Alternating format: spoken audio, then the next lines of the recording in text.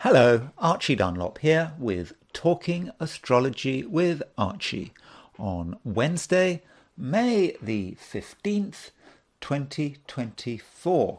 Yesterday was Israel's Independence Day. It came into being on May the 14th, 1948, and so I thought, well, let's talk about Israel and Gaza and Netanyahu, and that's what I'm going to do. But I don't do this with a great deal of confidence. Somehow, it's for me, it's really difficult to get a handle on what is going on in Gaza. I know that Gaza is this international issue, protests all around the world, and I think with these protests, it's a clear sign that we are very much in the age of Pisces rather than the age of Aquarius. I would like to talk about that a little today, but maybe I'm just distracting myself there. So really, what I want to consider is the chart of Israel. How is it unfolding? And of course, the chart of Netanyahu. And I think there are questions about how long is Netanyahu going to last? And the question might be, for example, is Netanyahu going to be able to last until the end of the year? And that's a question I will be considering. There is also the issue of Netanyahu's birth time. You're supposed to have a birth time if you look at someone's chart. And in the case of Netanyahu, it's a little bit vague, but there seems to be a consensus that he was born in the late morning in Tel Aviv on October the 21st, 1949. I mean, that's the consensus. And so Astro.com, for example, has pages for loads and loads of famous people, and it has a page for Benjamin Netanyahu, and it talks about his birth time, and it has plenty of sources. And so I think we can fairly safely say that he was born somewhere between 9:30 in the morning and 11:45 in the morning, and between that in that 2.25 hour window, Sagittarius is rising throughout. So whatever time we use in that window, he's got Sagittarius rising. So I think we can safely say that he has got Sagittarius rising, that he's got the sun, he's born on a new moon. But I will be looking again at Benjamin Netanyahu's horoscope and considering, and I will try to consider how long he's going to last for. But before I look at Israel and Gaza and perhaps Palestine, I'm going to consider what's happening today in terms of the astrology and the I Ching. So there is Netanyahu's chart, which I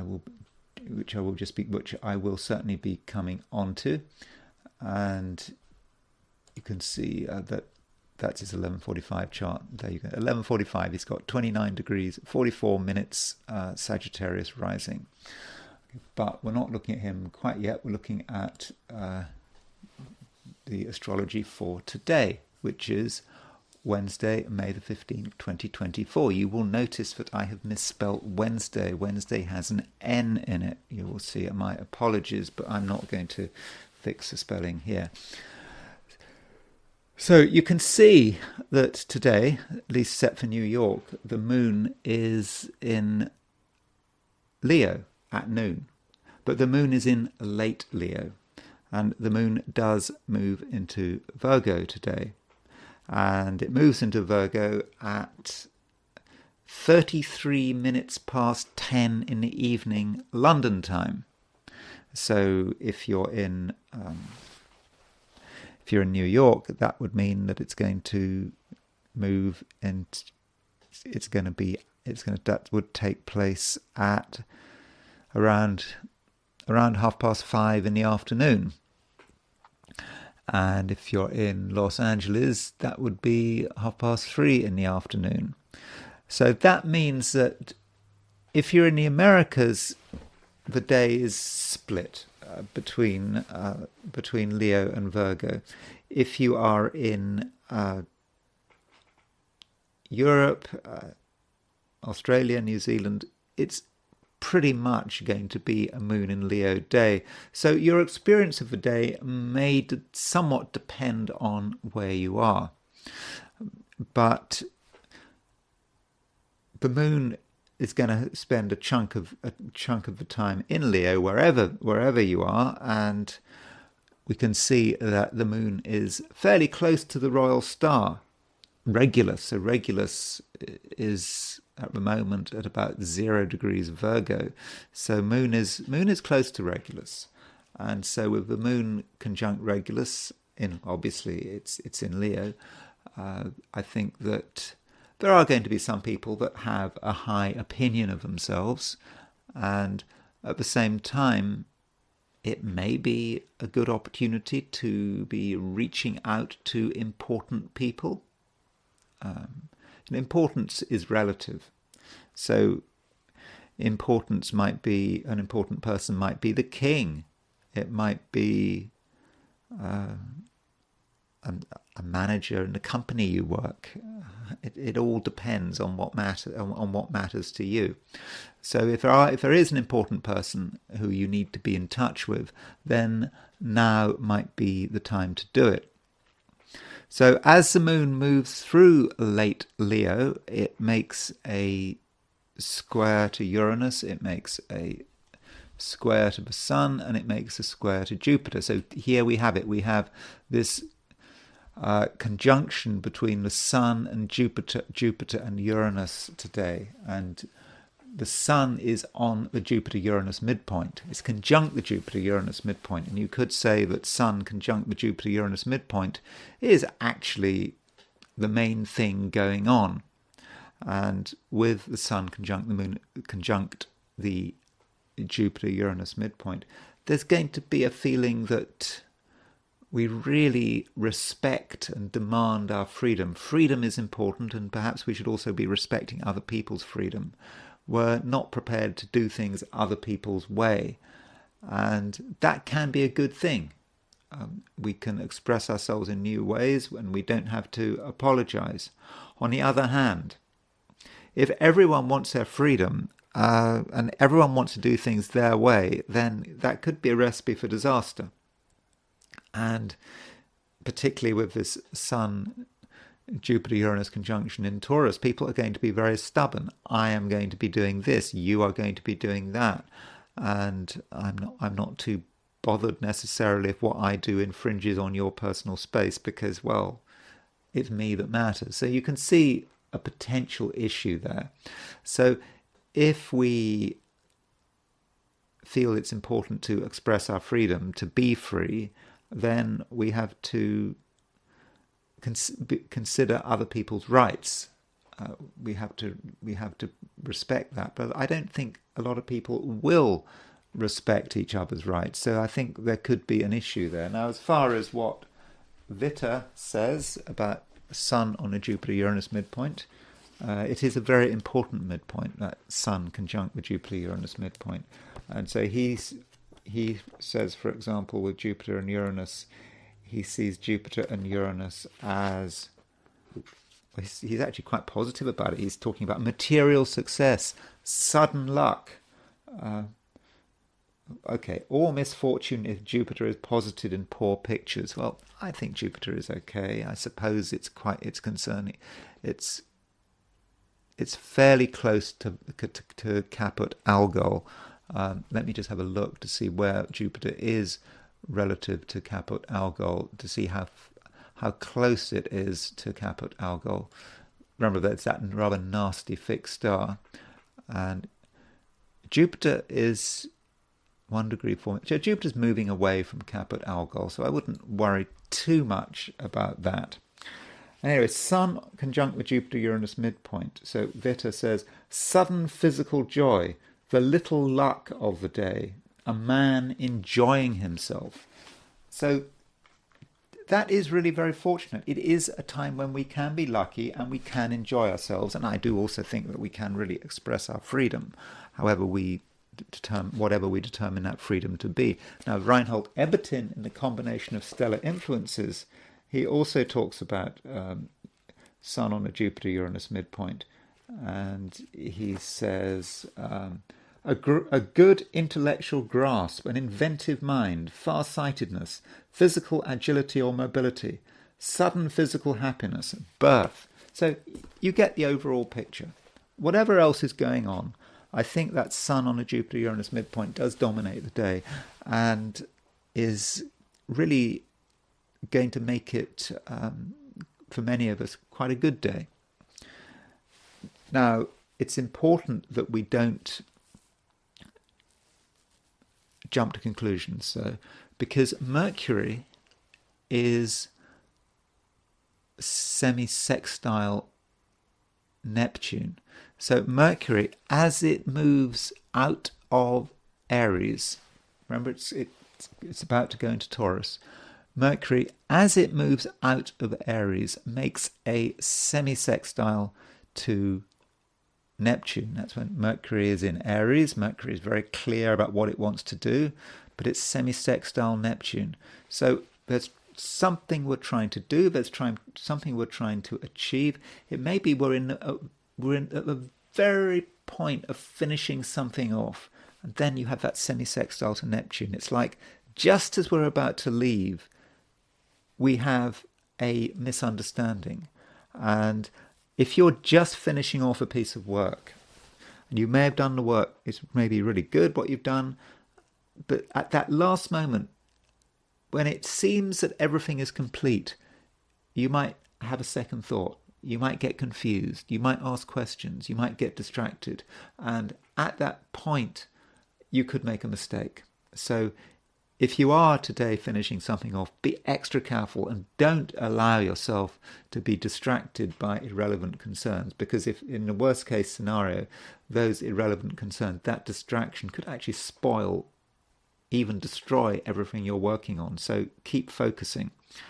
And yes, Mercury does move into Taurus. So Mercury moves into Taurus London time. I think it's at 6:05 in the evening. So if you're in Australia or New Zealand, then it's tomorrow that Mercury moves into Taurus. But still, it's going to move into Taurus. And so Mercury moving into Taurus does create a change of pace. So with Mercury in Aries, it's all about saying what's on our mind, being mentally dynamic, having ideas, and wanting to push forward with these ideas straight away. And I think being quite impatient. But when Mercury moves into Taurus, it slows down. People are going to be more careful in terms of what they say. They're going to pause. They're going to make sure that their arguments are all in order. And in that sense, I think Mercury moving into Taurus is actually quite a good thing. I think that it allows our minds to slow down. We don't have to reach conclusions straight away. We can think things through, and also we can go through the arguments. And from an argumentative perspective, actually, I think that Mercury in Taurus is more effective than Mercury in Aries. Mercury in Aries just blurts things out. First thing that comes to mind. And then you have to deal with the consequences of what you said. I don't know, Mercury in Aries. I don't know, a week or two ago there was an appeal into this homeless village that was going to be built locally, and it was going to be built in a swamp. I think it's still going to be built on a wetland. It's going to be built in a swamp, and I thought I had to say something, and so there was a public section of it, and anyone could call in and say what was on their mind, and I sort of said that this place is a disaster. I said it was like a leper colony, or something out of Papillon, and sort of the hearing examiner started arguing with me. It was quite strange. I thought they just let you say what was on your mind. He said it is not like a leper colony. It is not like anything out of Papillon. And the hearing examiner actually said he'd read the book Papillon. So that might be an example of Mercury in Aries operating. I mean, obviously, I have Mercury in Gemini. So Mercury in Aries, you just oh yeah, I'm going to say something. I'm going to dial into this. This appeal. Everyone's allowed to. I'm going to say something, and I go and say something. But I didn't really think it through. I mean, I still think it's a really bad idea, but possibly I shouldn't have called it a leper colony. And the man argued back with me. So that might be how Mercury in Aries is working. And now that Mercury is in Taurus, things might slow down a little. And I think that that's going to make it easier for us to make effective arguments. Looking at the position of the planets from a heliocentric perspective,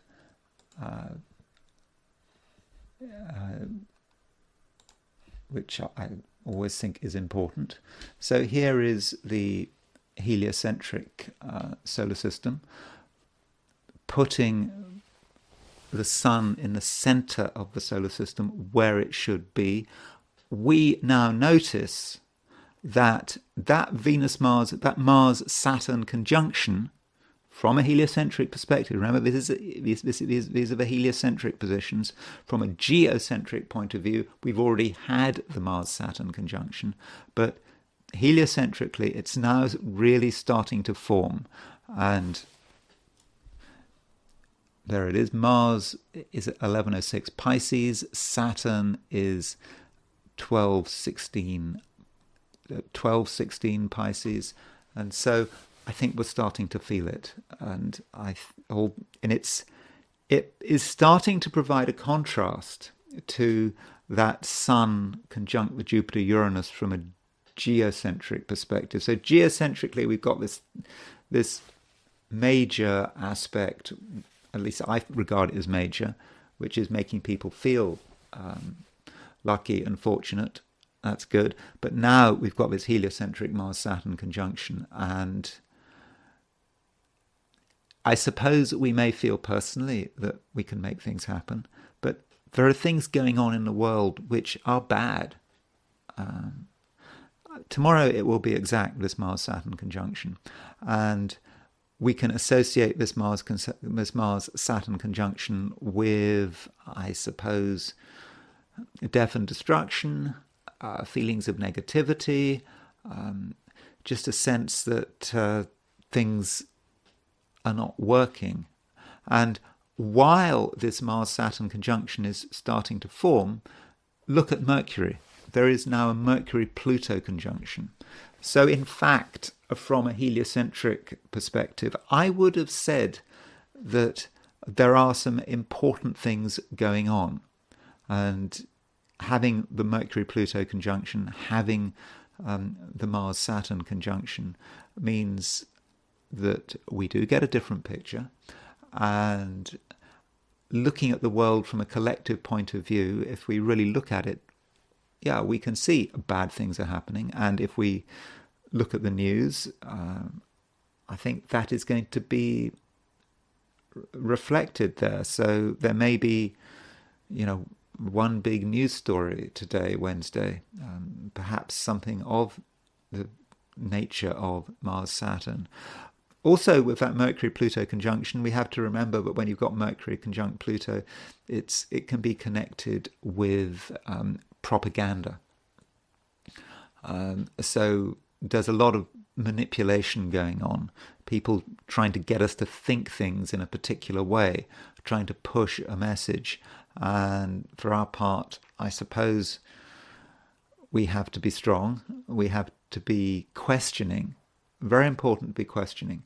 And I don't think that we should take what we're told at face value, particularly if we have any suspicions that anyone is trying to manipulate us. Although, on the other side of the coin, if we want to do the manipulating, then I suspect that we can be quite effective.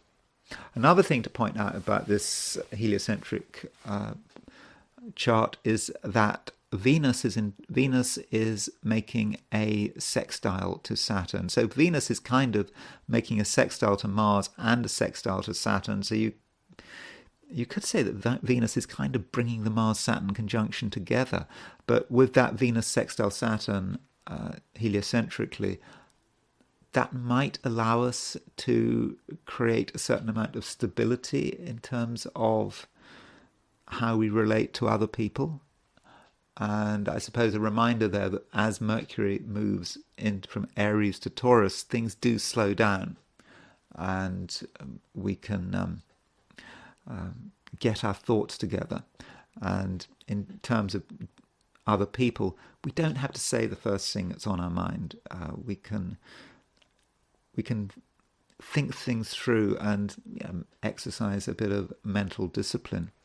But yeah, I think the Venus sextile Saturn heliocentrically may give us an opportunity to stabilize a particular relationships, or if a relationship has been getting out of control, maybe there are ways in which we can bring everything down to earth. So that is the heliocentric picture, and I now want to look at today from the perspective of the 12 signs. And let's get back to the normal coordinates. That's the chart for today. I will reset it so that we've got Aries, 0 degrees Aries on the first house.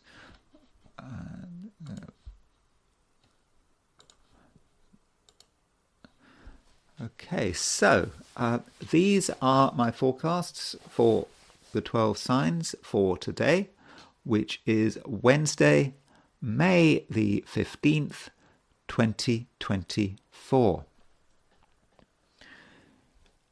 It's a time, Aries, of transition, I think.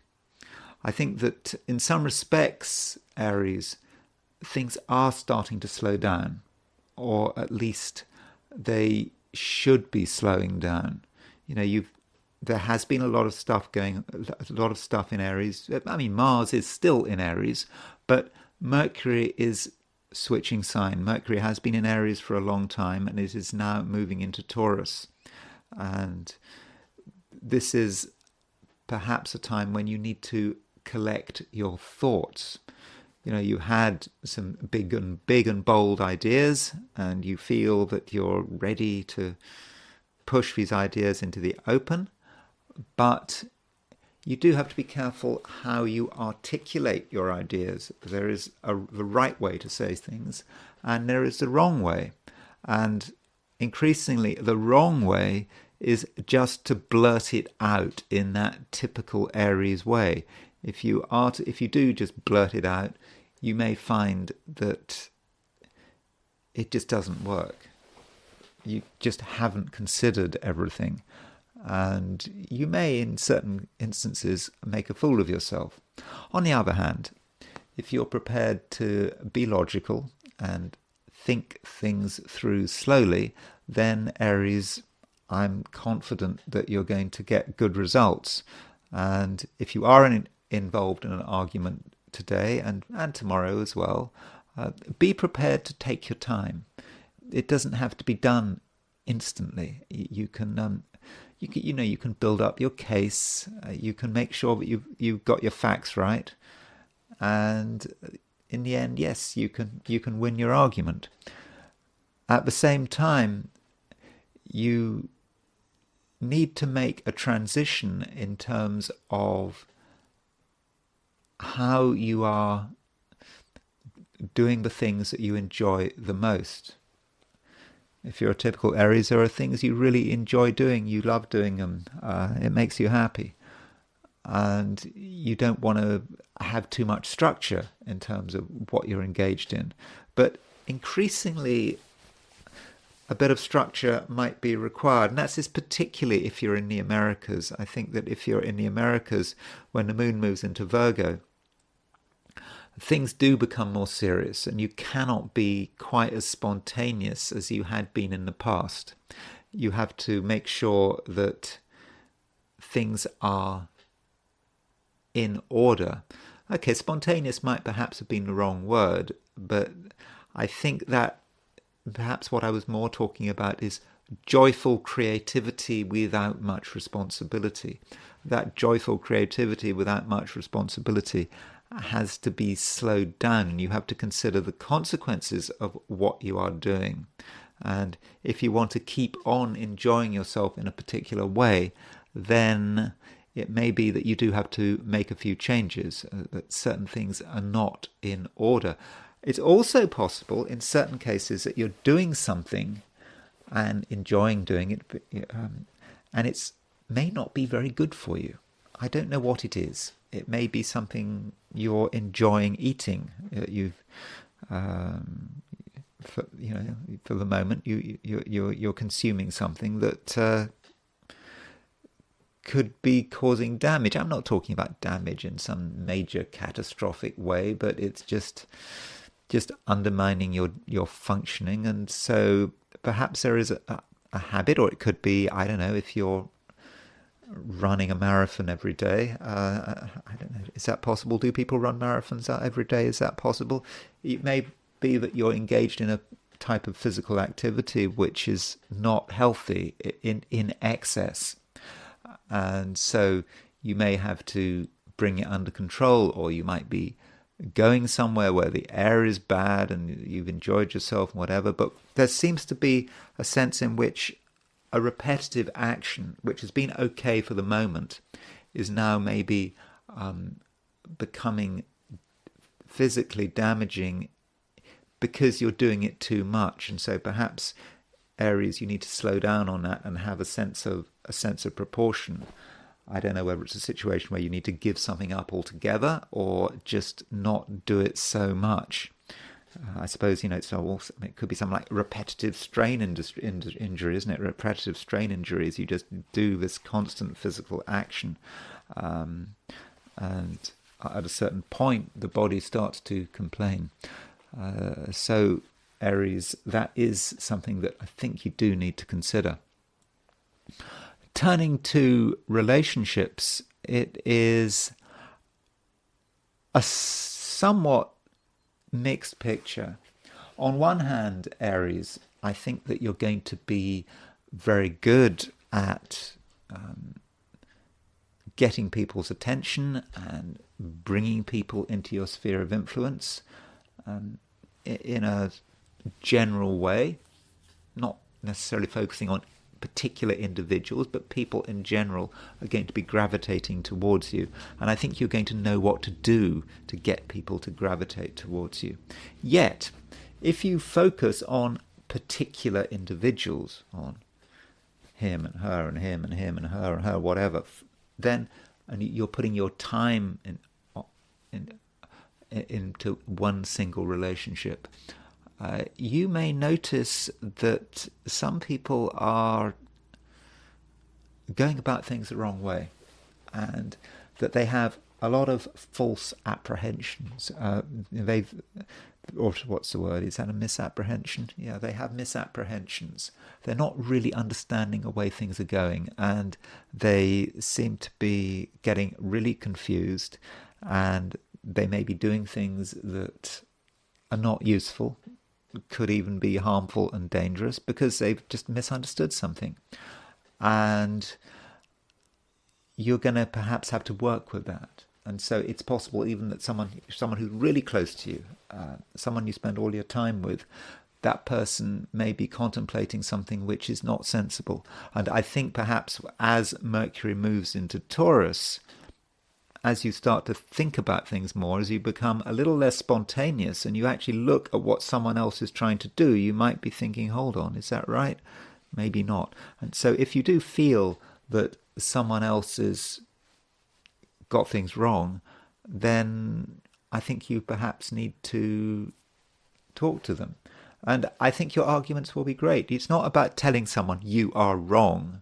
It's about bringing your arguments together and slowly explaining to them that they're wrong. And I think in that way, I think you can change some people's minds, especially as, remember, there is a heliocentric conjunction between Mercury and Pluto today. And so with a heliocentric conjunction between Mercury and Pluto, I think that those that make the effort are going to be very good at changing people's minds. Taurus. It's a mixed day, I would have said. I think it certainly feels that something is going on. And, many Taurians may actually feel a great sense of excitement that, something can happen, you can make things happen. And, this is because, the sun is moving through your sign, and the sun is on the Jupiter-Uranus midpoint. And you may feel that you're on the brink of something, and that things are perhaps moving your way. And I do think that, Taurus, you're going to have more than your fair share of good luck. But it's just important that you don't spoil it, because I think that there is some danger that Taurians could reach the wrong conclusion. They might think they've understood everything, and they may be making up their mind about something, but the basis of your understanding could be false. You've just accepted a couple of facts at face value. You've thought that something is true, when in actual fact it's not true. And I should remind you also that Venus is moving towards a conjunction of the sun. So, in other words, Venus is moving towards combustion. So it's now 6 degrees off that conjunction with the sun. It's still, that's okay, that's a long way off. It's not an overwhelming thing, this Venus conjunct the sun, but something is getting in your way. It's clouding your judgment. It's possible that it might be your family's influence, or something going on in your home is distracting you and is just preventing you from really getting to grips with whatever you need to get to grips with. So if you're making sudden decisions and you feel you want to do something, then do consider the possibility that you've got it wrong, and be ready to listen to other people's views, but listen to them, well, making sure you're listening to the right person. Some people, can really be trusted and they've got some good advice to give you. Other people could be a major distraction and they could send you on a wild goose chase. So in terms of the people you're mixing with, you've got to choose your friends and your counsel very carefully. And while this is going on, Mercury is moving into your sign. So Mercury moves into Taurus London time at 6:05 in the evening. Now, that means if you're in Australia, New Zealand, East Asia, then Mercury doesn't move into Taurus until tomorrow. But if you're in the Americas, then at least half the day has Mercury in Taurus, and if you're in the UK or Western Europe, you've got Mercury in Taurus in this evening. And so Mercury moving into Taurus, I think is going to be a time when you are going to have things you're going to want to say. Mercury does also have an impact on your intellect and the way you communicate. And so this is a time where you do have important things to communicate, and I think that you need to be able to communicate them in a very Taurian way. That is about getting your facts straight and slowly taking the time to understand the arguments. And, if you're a Taurean lawyer, then, that Mercury moving into Taurus could be very fortunate. It could really enable you to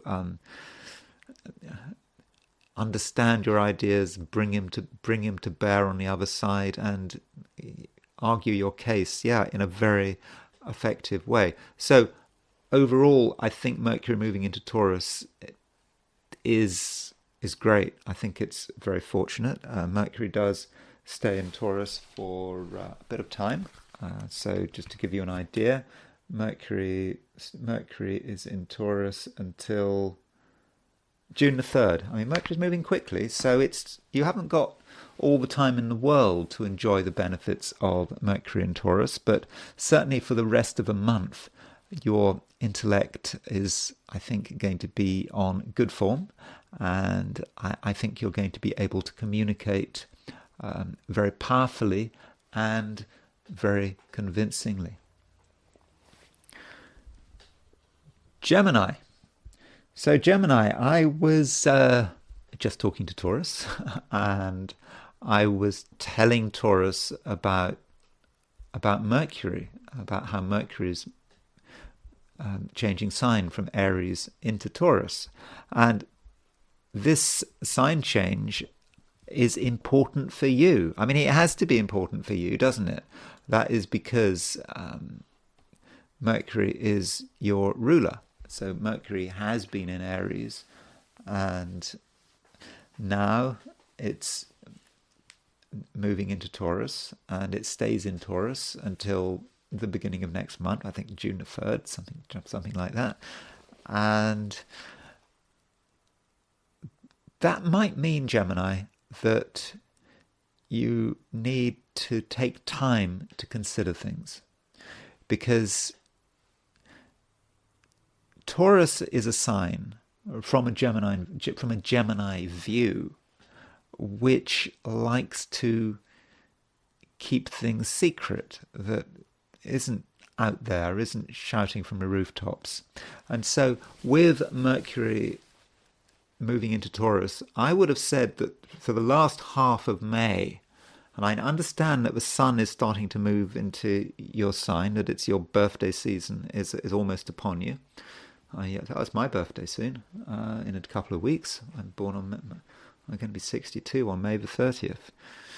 Geminis hate getting older. Every birthday is just another nail in my coffin, isn't it? I mean, that's how I feel. I'm sorry, I'm projecting. But with Mercury moving into Taurus, you need to slow down, and you do not need to get your ideas out there into the open.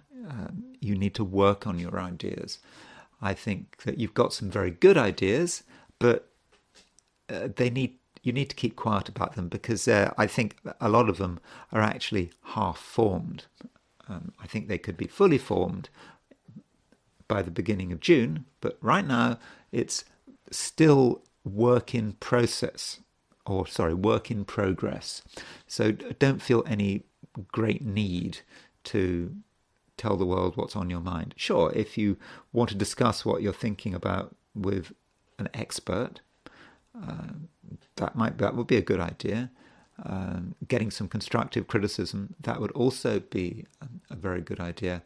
But I should say that I suppose with Mercury moving through Taurus, it could be quite a good time for working on things in secret, discussing things with people you know and trust, really working out when the best time to get something out into the open is. And there might still be a sense of excitement about it, but it's not a time to be completely open about what you're thinking and what you're planning. And also, it's a time, I think, for many Geminis when really you've said whatever you're going to say. If people haven't understood, they haven't understood. There's no point in repeating yourself. And if you're in the Americas, then I think that by this evening, you're really going to want to withdraw. I mean, I know people do withdraw in the evening, and that is a typical normal thing to do. But in your case, I think it's going to be very particular. Activities taking place this evening, if they're sort of very sociable, whatever, are not going to work out for you. I don't think this evening is a good time for American Geminis to be talking to people on the phone. I would have a very quiet evening. If you're not in the Americas, there may be stuff that needs to be done, last words that need to be said, and in fact, wherever you are, those last words are important.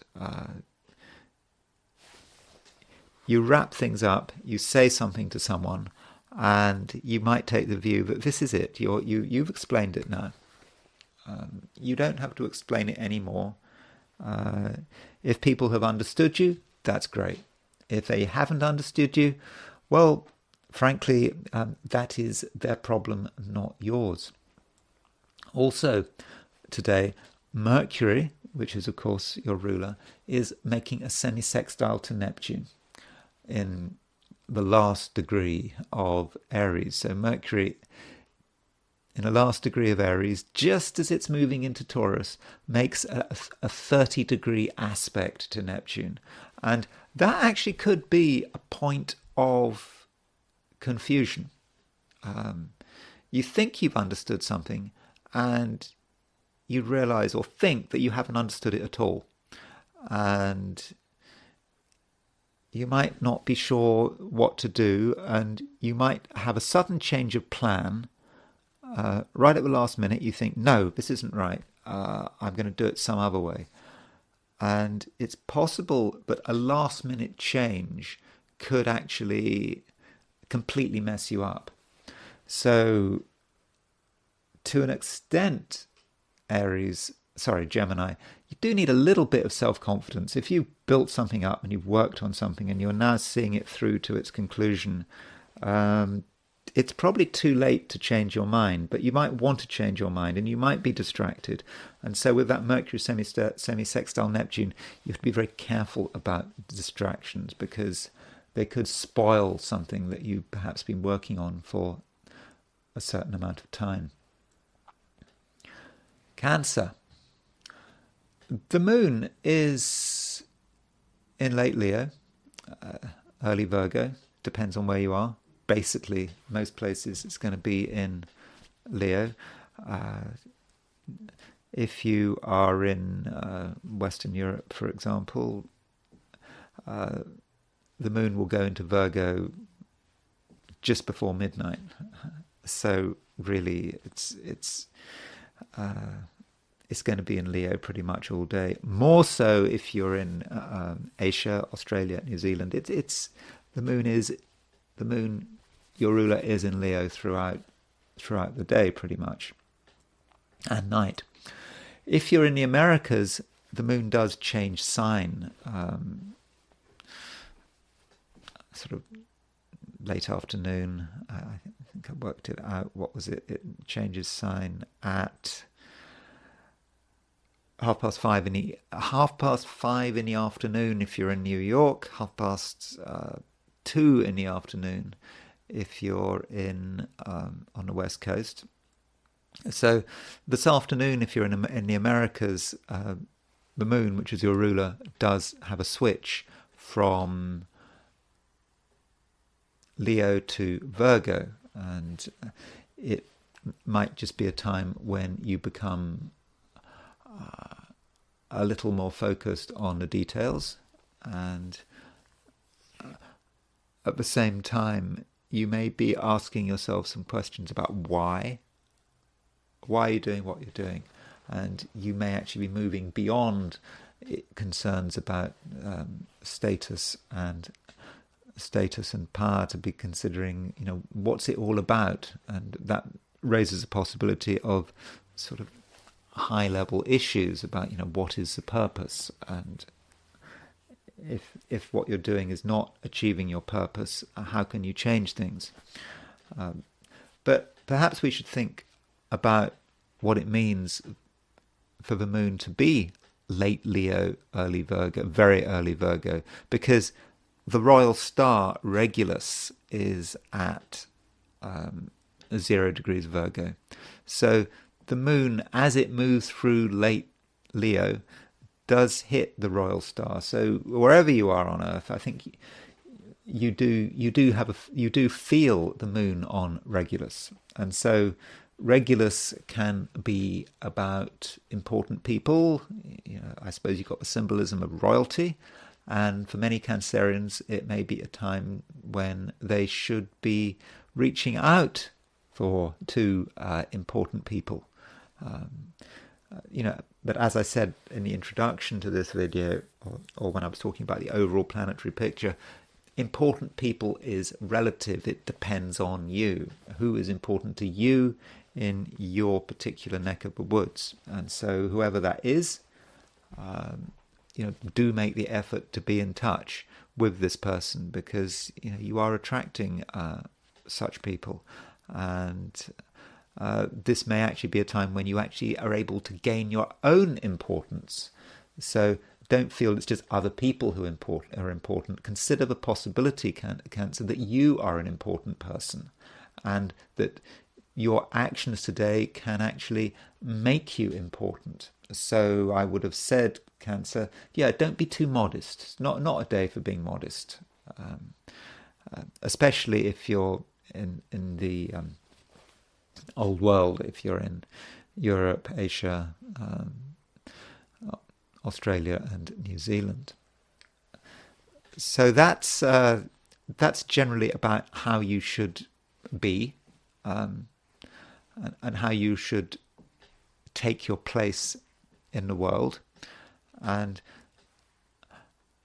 you then have to consider the people that you are interacting with and how things are changing. And Mercury is moving into Taurus, and with Mercury moving into Taurus, and it's in Taurus until I think June the 3rd. So for over the next few weeks, Cancer, with Mercury moving in through Taurus, I think it's a time when you should try to be as sociable as possible, because you have a chance to make new friends, to re-establish relations with perhaps people you've recently grown far apart from, or perhaps even with people you've fallen out with. And I think your approach is going to be very effective, because with Mercury in Taurus, you're going to be quite down to earth, and you'll know how to behave, and you are not going to rock the boat. And I think in general, people are going to really like you, and it's just something about that calming Cancer personality that's just difficult to resist. One final point I should make, a note for the short-term future, is that Mars is moving towards a conjunction with the North Node. Now, that conjunction between Mars and the North Node is not exact for a few more days, but I think you're starting to feel it. And what that Mars conjunct North Node is about is your priorities. And it is so important with Mars moving through to the conjunction of a North Node that you exercise your power in the right direction. And it is a time when Cancerians do need to get noticed. I mean, Mars is in Aries, and with the North Node in Aries, that's where you're supposed to be going. And in the Cancerian chart, Aries is a high-profile chart. It is a high-profile sign. So you must be ready to adopt a high profile, because in a way that is where the work needs to be done. If you're just on your own, in your own space, it's not the right place to be. You have to have access to the world at large. And as the Mars moves towards this conjunction of the North Node, then just make sure that you are ready to take on a new responsibility. So it's not something you have to do right now, but over the next few days, ready yourself for that, because that is what you are supposed to be doing. Leo, the Sun is conjunct the Jupiter-Uranus midpoint. And it's not just about conjunct the Jupiter-Uranus midpoint. There is a big conjunction involving the Sun, Jupiter and Uranus. And of course the Sun is your ruler. And that means today that you can be luckier than average. Things can happen. You can make things happen. And you probably shouldn't be shy. I mean, certain things are owed to you, and if you want those things, then yeah, you must be ready and available. But with the Sun conjunct the Jupiter-Uranus midpoint, there is a certain sense in which it's quite spontaneous. So it's nice for me to be telling you that today is lucky. But the problem is that you listen to me and you say, oh, today's going to be lucky. Then that means you don't have to do anything. You just can enjoy the day. You can wait, not really enjoy the day, just waiting for that luck to happen. Because I say so. Because this guy on YouTube says it's going to be a lucky day. And if you take that approach, there's a problem. Because if you think about something too much, it just won't happen. I mean, that's always the case, isn't it? If there's, it's a case in life that if you absolutely want something to happen and you are totally focused on something happening, it's like that excitement. Perhaps children used to have that excitement in the days when you didn't have Amazon and you couldn't look things up on the internet. You were waiting for something to come in the post, and really exciting about something to come in the post. Maybe you're expecting a parcel or something like that, and there's this excitement. When you're really excited, when you're really thinking this is the day it's going to happen, that's a sure sign it's not going to happen. It's so often the case, isn't it, that if good things are anticipated, good things never happen when they're anticipated. Good things happen when you've given up on them or when you're not thinking about them. And so, Leo, I would kind of suggest that you try to remove all sense of expectation for today, particularly if you're really looking forward to something to happen. Don't have expectations. Because if you don't have expectations, that is really creating the best chance of you actually getting what you want. I think it was Aleister Crowley, when talking about magic, he talked about the lust for result. And so the lust for result is doing a piece of magic and you are lusting after its result. And because of that lust for result, the magic never happens. So be very careful, Leo, about the lust for result. If you're just hanging around waiting for good luck, it's just not going to happen. So what should you do? Convince yourself it's not going to happen. Convince yourself it's going to be a boring day.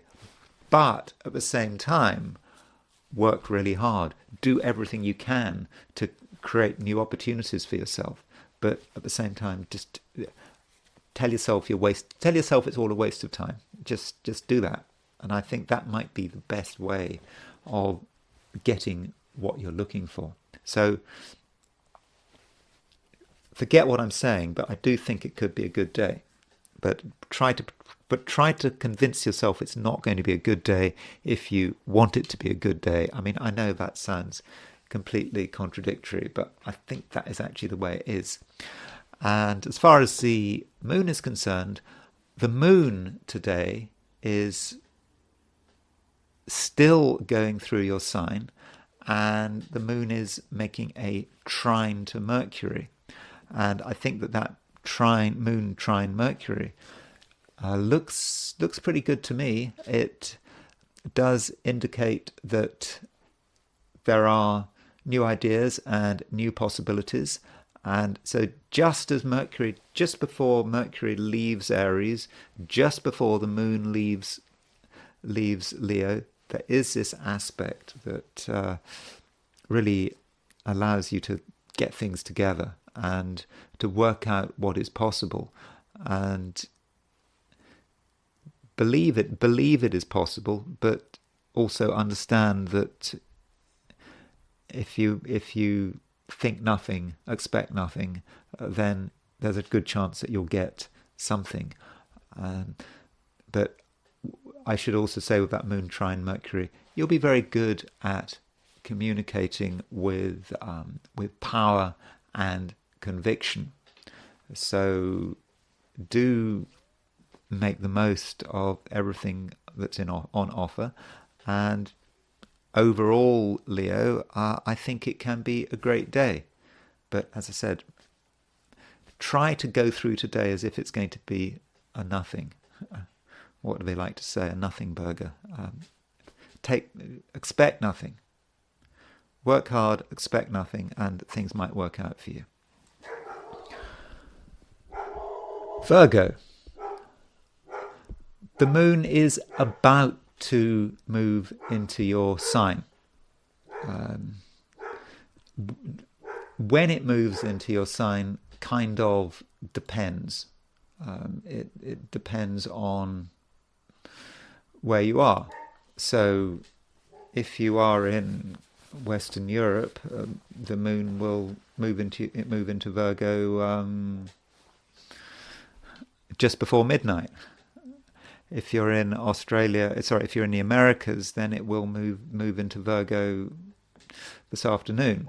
If you're in Australia, New Zealand, or East Asia, it'll indeed Asia in general, even Eastern Europe, moon will move into Virgo tomorrow. When I say Eastern Europe, I'm thinking more about really Eastern Europe.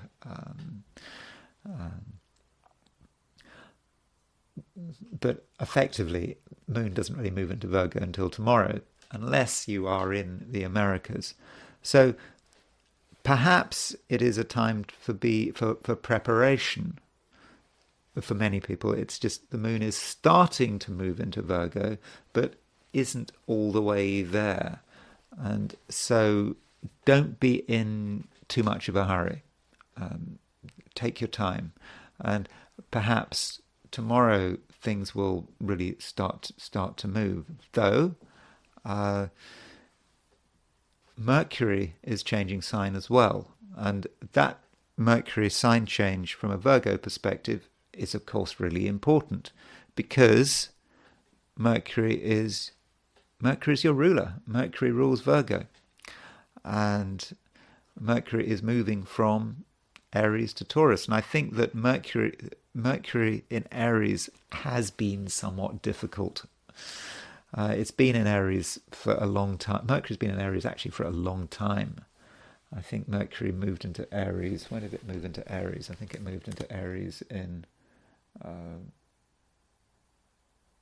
March the 10th. Mercury has been in Aries for ages, and since March the 10th, many Virgos, you've had times when you've been more introspective than usual, when you've had deep questions, when you've been analysing things, when you've been worried about the future. You've had to go deeply into certain aspects of life that you didn't really want to go into. It's been complicated. And finally, Mercury now is moving out of Aries, and things are going to be easier, I think. Things are going to be less complicated, and at the same time, I think you're going to be braver. There are certain things you wanted to shy away from because they just seemed a little bit heavy, a little bit difficult. You've understood that the world is dangerous. But with Mercury moving into Taurus, you can start to be more relaxed, and I think you can also be more open-minded. You can just see what opportunities really are available. And getting involved with new concepts might be something that Virgos can do. Things that in the past had seemed dangerous may now seem real possibilities that are exciting, and also understanding just of the dangers, you exaggerated it a bit. And so I do think that it's a time when Virgos can really start to open up. And also I should point out that today there is a conjunction involving the Sun and Jupiter and Uranus. I mean, to be precise, the Sun is on a Jupiter-Uranus midpoint, and I think, Virgo, you are going to be picking up on that. This conjunction could actually have quite a spiritual nature. Try to be inspired. A sense of what is possible and what you could be doing. And it perhaps relates to what you've been working on, over the last year.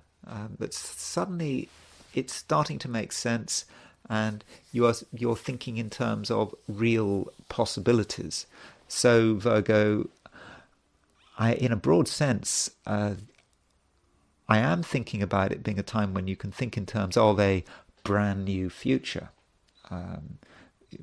being able to move from a somewhat difficult past to a present and a future which is more exciting, where the risks are just simply not as great as you'd imagined. And so I think, Virgo, that there is actually major cause here for optimism. Finally, I should point out, though, that Mercury, which is your ruler, from a heliocentric perspective, Mercury is conjunct Pluto. Now, what that conjunction between Mercury and Pluto means kind of depends. If you are a sort of meek person that really doesn't like to express yourself, and you are, as far as you're concerned, you're dealing with powerful forces, you may actually feel hemmed in. You may feel that there are people trying to persuade you to do things, and you may feel yourself to be under pressure. Now, you don't have to be a meek person. It's a state of mind, isn't it? And you have to understand that this conjunction between Mercury and Pluto, which might feel as if it's putting you under pressure, you can actually seize control of it. That's what you've got to do. That Mercury and Pluto could be a problem if you don't own it. Heliocentric Mercury-Pluto conjunction. If you don't own it, it will become a problem, and you may feel that you're being manipulated. But if you actually take control of that Mercury-Pluto conjunction, make it your Mercury-Pluto conjunction, then however meek you might feel, you might be in a position to actually make things happen. And you should not underestimate your persuasive powers. I mean, after all, Mercury is moving into Taurus. Mercury is a communication planet. That's from a geocentric perspective. And we've got Mercury-Pluto conjunction heliocentrically. So don't underestimate your ability to make people change their minds, or to, even change their ideas and change their philosophy. It might sound impossible, but have you tried? And I think that the way you argue today, not just today, over the next few weeks, will be very effective. So Virgo, don't doubt yourself. Libra, you need to make sure, Libra, that you're doing the right thing, and that you're not being overly influenced by things that could, in certain cases, drag you down. A lot of people are trying to, throw their weight around with their ideas, and they might be trying to persuade you that something is really worth following. And if anyone is trying to persuade you to do anything today, Libra, then take the view that they're probably up to no good. So persuasion should be resisted at every single level.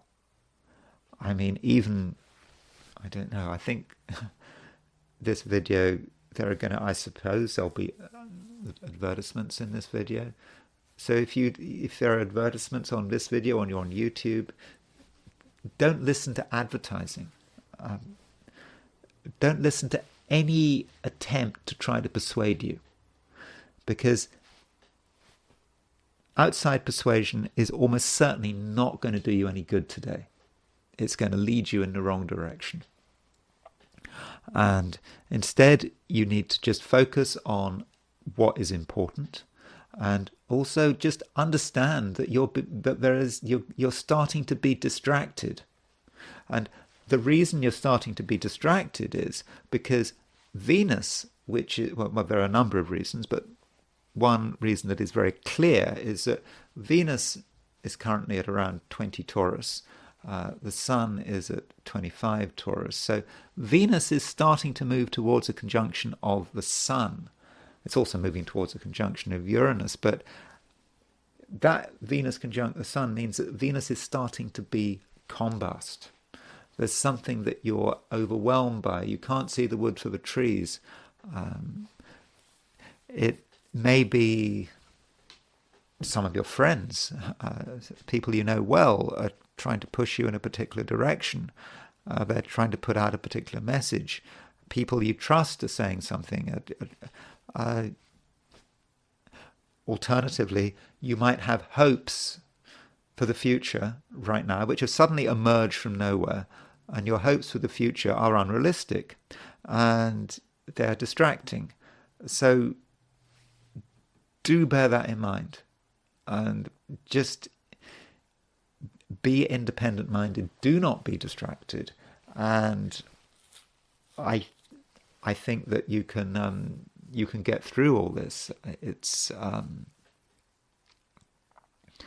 I suppose you can see it in some sort of mythical way. If you want to turn yourself into some holy person who's in the desert, and all of these visions and demons and dark forces are trying to get you to break your resolve or leave the path. It's got to be ignored, and you've got to just stick to what you know and trust, and don't believe anything anyone tells you. And this is emphasized by the fact that the moon is starting to move into Virgo. So moon is starting to move into Virgo, Virgo being the sign before Libra, and so with the moon starting to move into Virgo, it is a time when you should be self-reliant. Every month the moon moves into Virgo, and during that time you don't have to be here, there, and everywhere. You certainly don't have to be listening to what other people are talking about.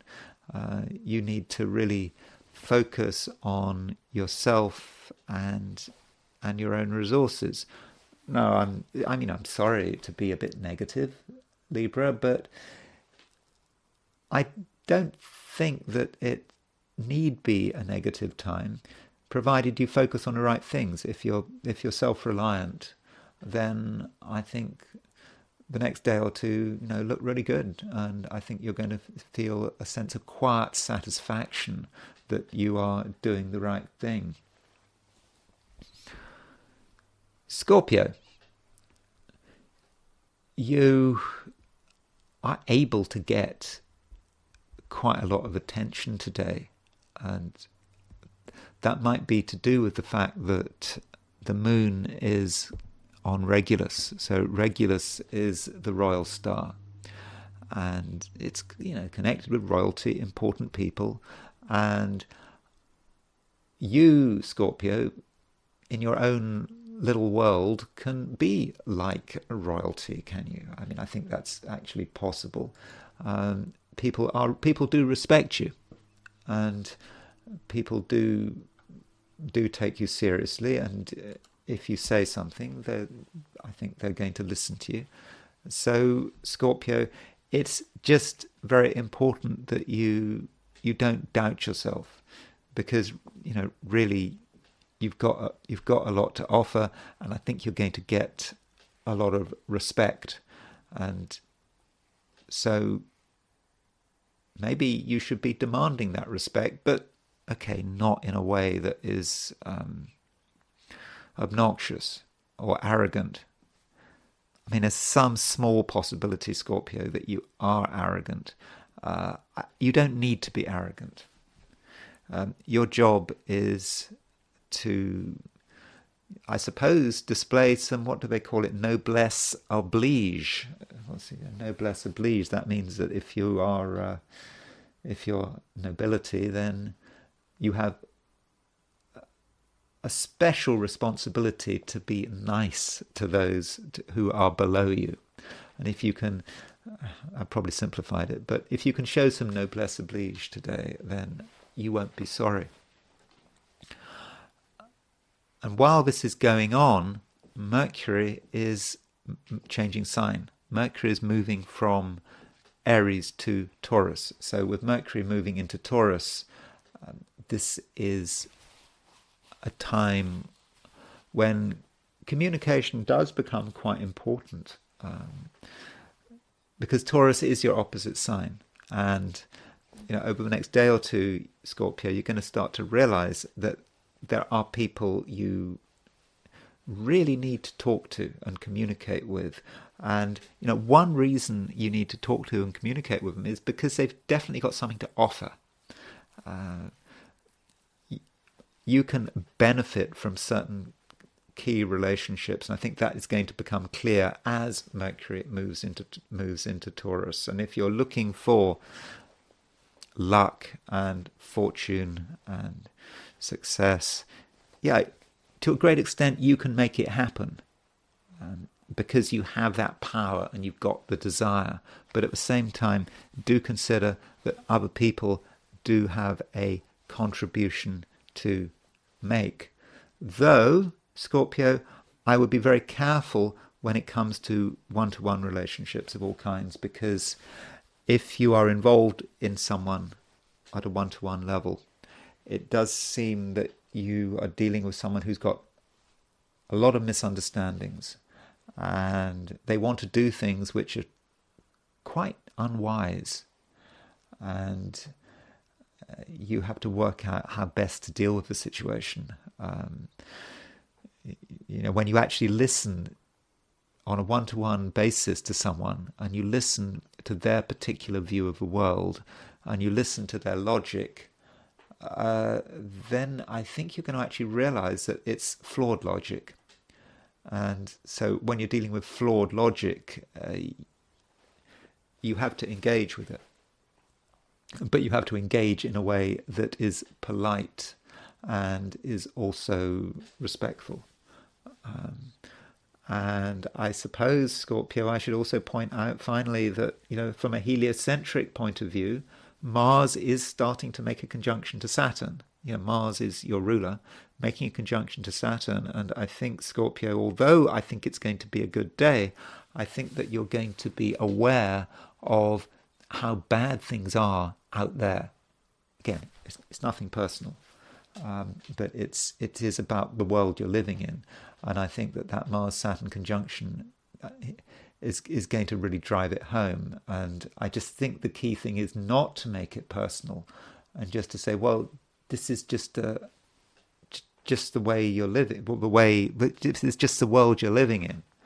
But I suppose if you see that Mars-Saturn conjunction manifesting in your immediate environment, again, I don't think it's about you, but I think it's. But when you see it happening, then it's good to take note of it, and perhaps you'll take the view that you need to take precautionary measures just in case the darkness out there starts to get out of hand. But I'm just being a bit overdramatic there. It is a heliocentric Mars-Saturn conjunction. Heliocentric aspects tend not to be personal. They tend to be more collective. Sagittarius, you're feeling that the time is right to do something. You've perhaps been waiting.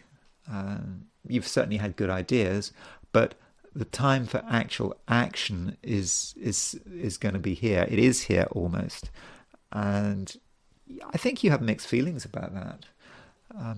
On one hand, you know it's important, but on the other hand, it sounds a bit boring and tedious having to just engage, and part of you just doesn't want to engage. I think because you know that it's going to be a lot of work, and it's just not something you want to do. But I think it's inevitable, and with Mercury moving into Taurus, and Mercury, remember, from a Sagittarius perspective, is ruler of Virgo, and Virgo, of course, has a special relationship with work, status, business from a Sagittarian perspective. And so with Mercury moving into Taurus, that does create for you a certain sense of obligation, a feeling that there is really something you have to do. You don't want to do it, but you just know it has to be done. And I think the key point is that you've got the ability, you've got the experience, you've got the knowledge, but you just haven't got the spark. You'd like everything to happen through sparks. You get excited about something and then you do it. The idea of how to do something without first getting excited about it is not something you want. But excitement should not be regarded as being essential. It's kind of an optional extra, and I just think that today you have to start accepting the inevitable, that things are moving your way, but they're not moving your way dramatically, and you are just going to have to go through the motions of getting involved and putting in the work, and it might even feel a little pointless to begin with, but soon enough things will start to move. And at the same time, Sagittarius, you just have a natural authority right now. People are going to take you seriously. You might not take yourself seriously. You might regard the whole thing as all being very tedious, but it doesn't matter. People are going to take you seriously. As soon as you go through the motions of asserting your authority, then you're going to see very fast results, and you will know that you're on the right track. And as far as luck is concerned, it can be a lucky day, provided you keep it simple, and you also understand that luck can be found in the strangest of places. Places which seem a bit miserable and boring and totally uninspiring are the places that you're going to prosper, and the places where things are really going to work for you. And I think that is how the Sun on the Jupiter-Uranus conjunction is actually going to work. But what you mustn't do, Sagittarius, is have high principles. I know it is a time that you do have high principles. It's good to have high principles. But if high principles start to impact your every action, they're going to slow you down, and they're going to prevent you from making the most of what's on offer. Now, I'm not saying that you need to be unprincipled or immoral or amoral. I'm not saying that. But don't allow big principles to slow you down. You just have to take things moment by moment and not be obsessed about what it means philosophically or religiously. Don't worry about that. Religion and philosophy are actually going to be more of a problem than a bonus today. Yeah, I mean, just for today, just getting obsessed about what's right and wrong, but in an obsessive way.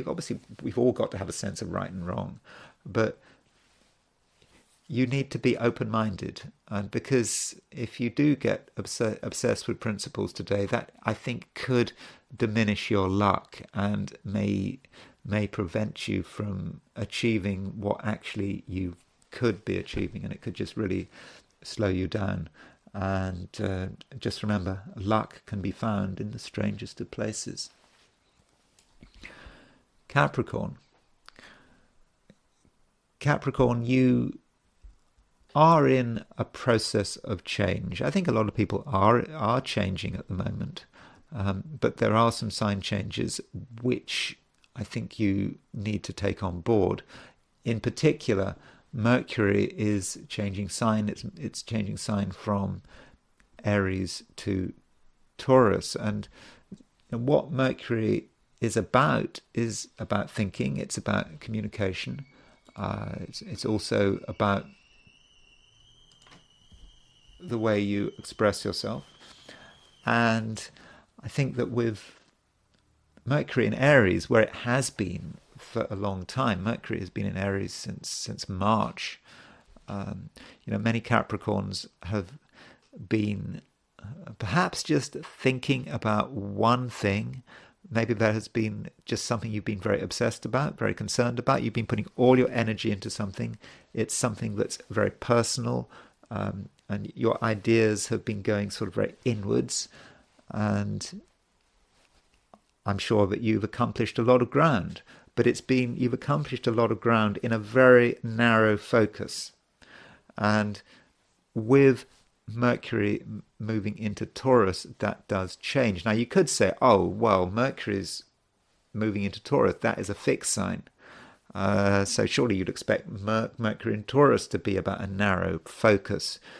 Well, I suppose there's a bit of a contradiction here, but that Mercury has been in Aries, that's true, but Mercury has been in Aries from a Capricorn perspective, and from a Capricorn perspective, the sign Aries it might be a dynamic sign, but it's a sign which is dynamic in a single direction, very focused on what is important to Capricorn. And I think that as Mercury moves out of Aries, there may be a sense that things are changing. You can look at things in a different way. That although Mercury is in a fixed sign in Taurus, I think you can perhaps lose your sense of single focus, and you can perhaps start to focus on several things. And I wouldn't say that to other signs, but I would say that to Capricorn. And most importantly, I think you have a chance to really explore your creativity in a way that you should have been exploring. This is a time, we've got a lot of planets in Taurus. We've got when Mercury goes in Taurus, then we'll have Mercury in Taurus, we'll have Venus in Taurus, we'll have Uranus in Taurus, we'll have Sun in Taurus, we'll have Jupiter in Taurus, we'll have 5 planets in Taurus. And from a Capricorn perspective, that is good news. It means that you can really focus on your creativity and everything that you can do. And Jupiter doesn't stay in Taurus forever. In just over a week, Jupiter will be out of Taurus. So between now and I think it's May the 25th that Jupiter moves out of Taurus. Between now and June the 25th, just really, is it Jupiter 25th? I think it's the 25th. It's the 25th. Could be the 26th, depends on where you are. But between now and the 25th and the 26th, really concentrate on making the most of who you are, what you can contribute. And I think that Mercury, as it moves into Taurus, is going to just bring everything together.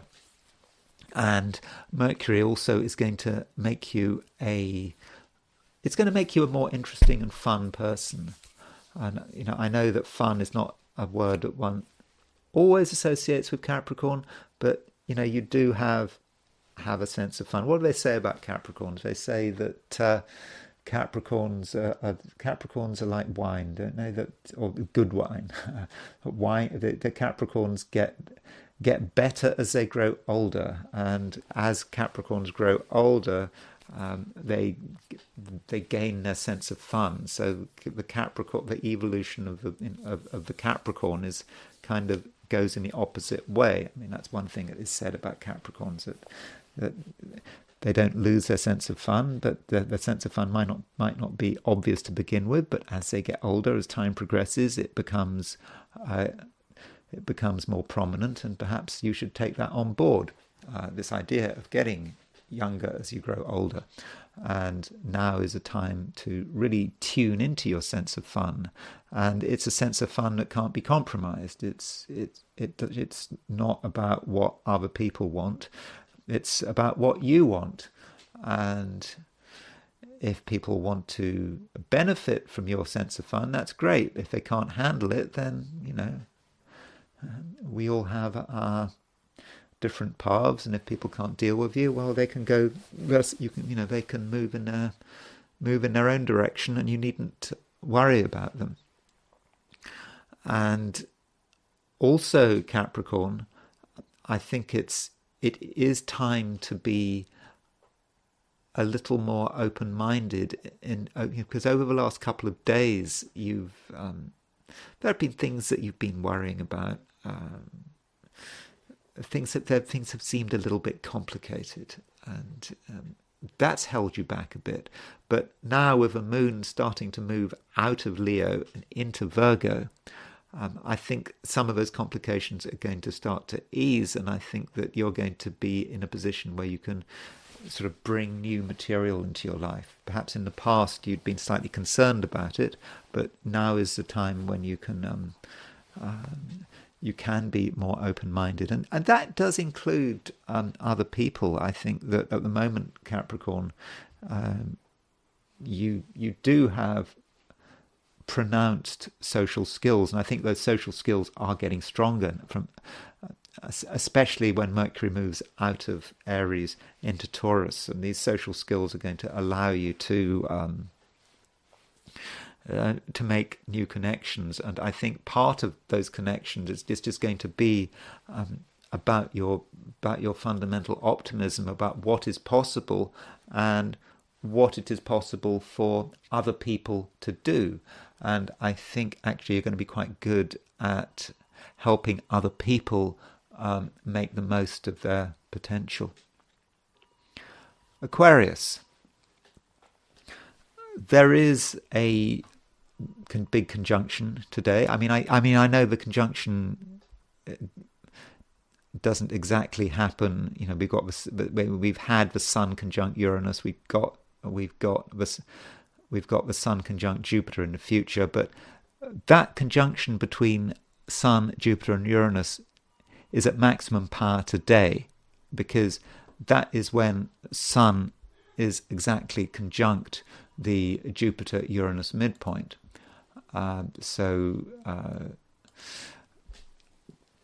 Really try to make the most of that. And it is possible that Sun conjunct the Jupiter-Uranus midpoint may be connected with another person. So, Aquarius, it does matter about who you are mixing with, because certain people can be really good for you. They can be very exciting, and the right people can actually be lucky for you. If you are isolated today, you're not mixing with other people, then I don't think that you'll be able to fully benefit from that. it's like picking yourself up with your own bootlaces. It can't be done. You just need that outside support and that outside luck, and that luck needs to come from the outside. And there's no doubt that certain people are lucky for you. I mean, I think you know who these people are, and I think that is something about life. You know, we know that some people are lucky for us and some people are not lucky for us.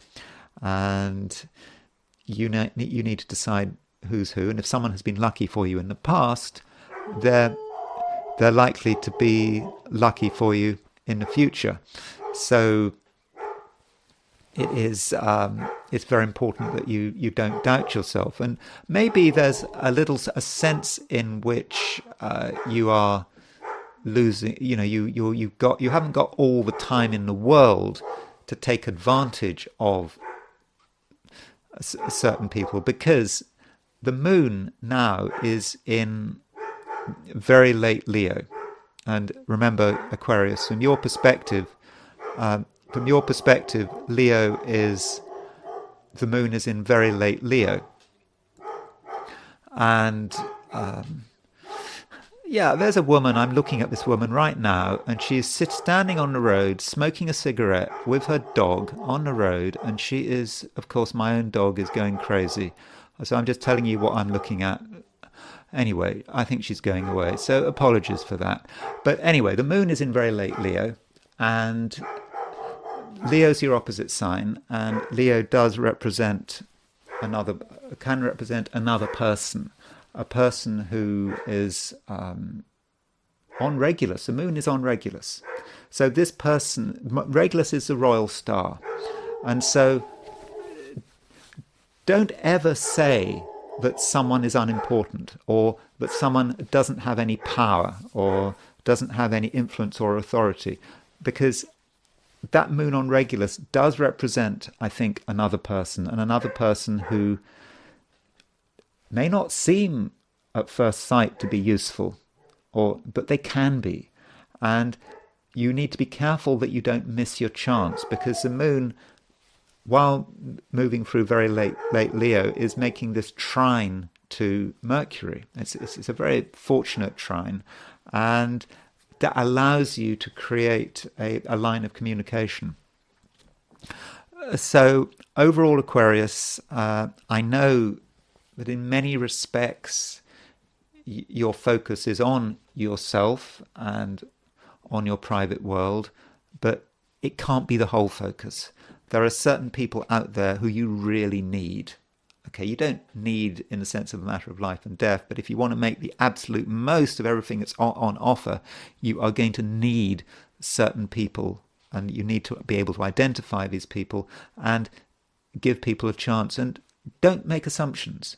You might think that someone is useless to you, that you don't need to make the effort, but maybe you actually do need to make the effort. So you've got to be open-minded in that department. Pisces,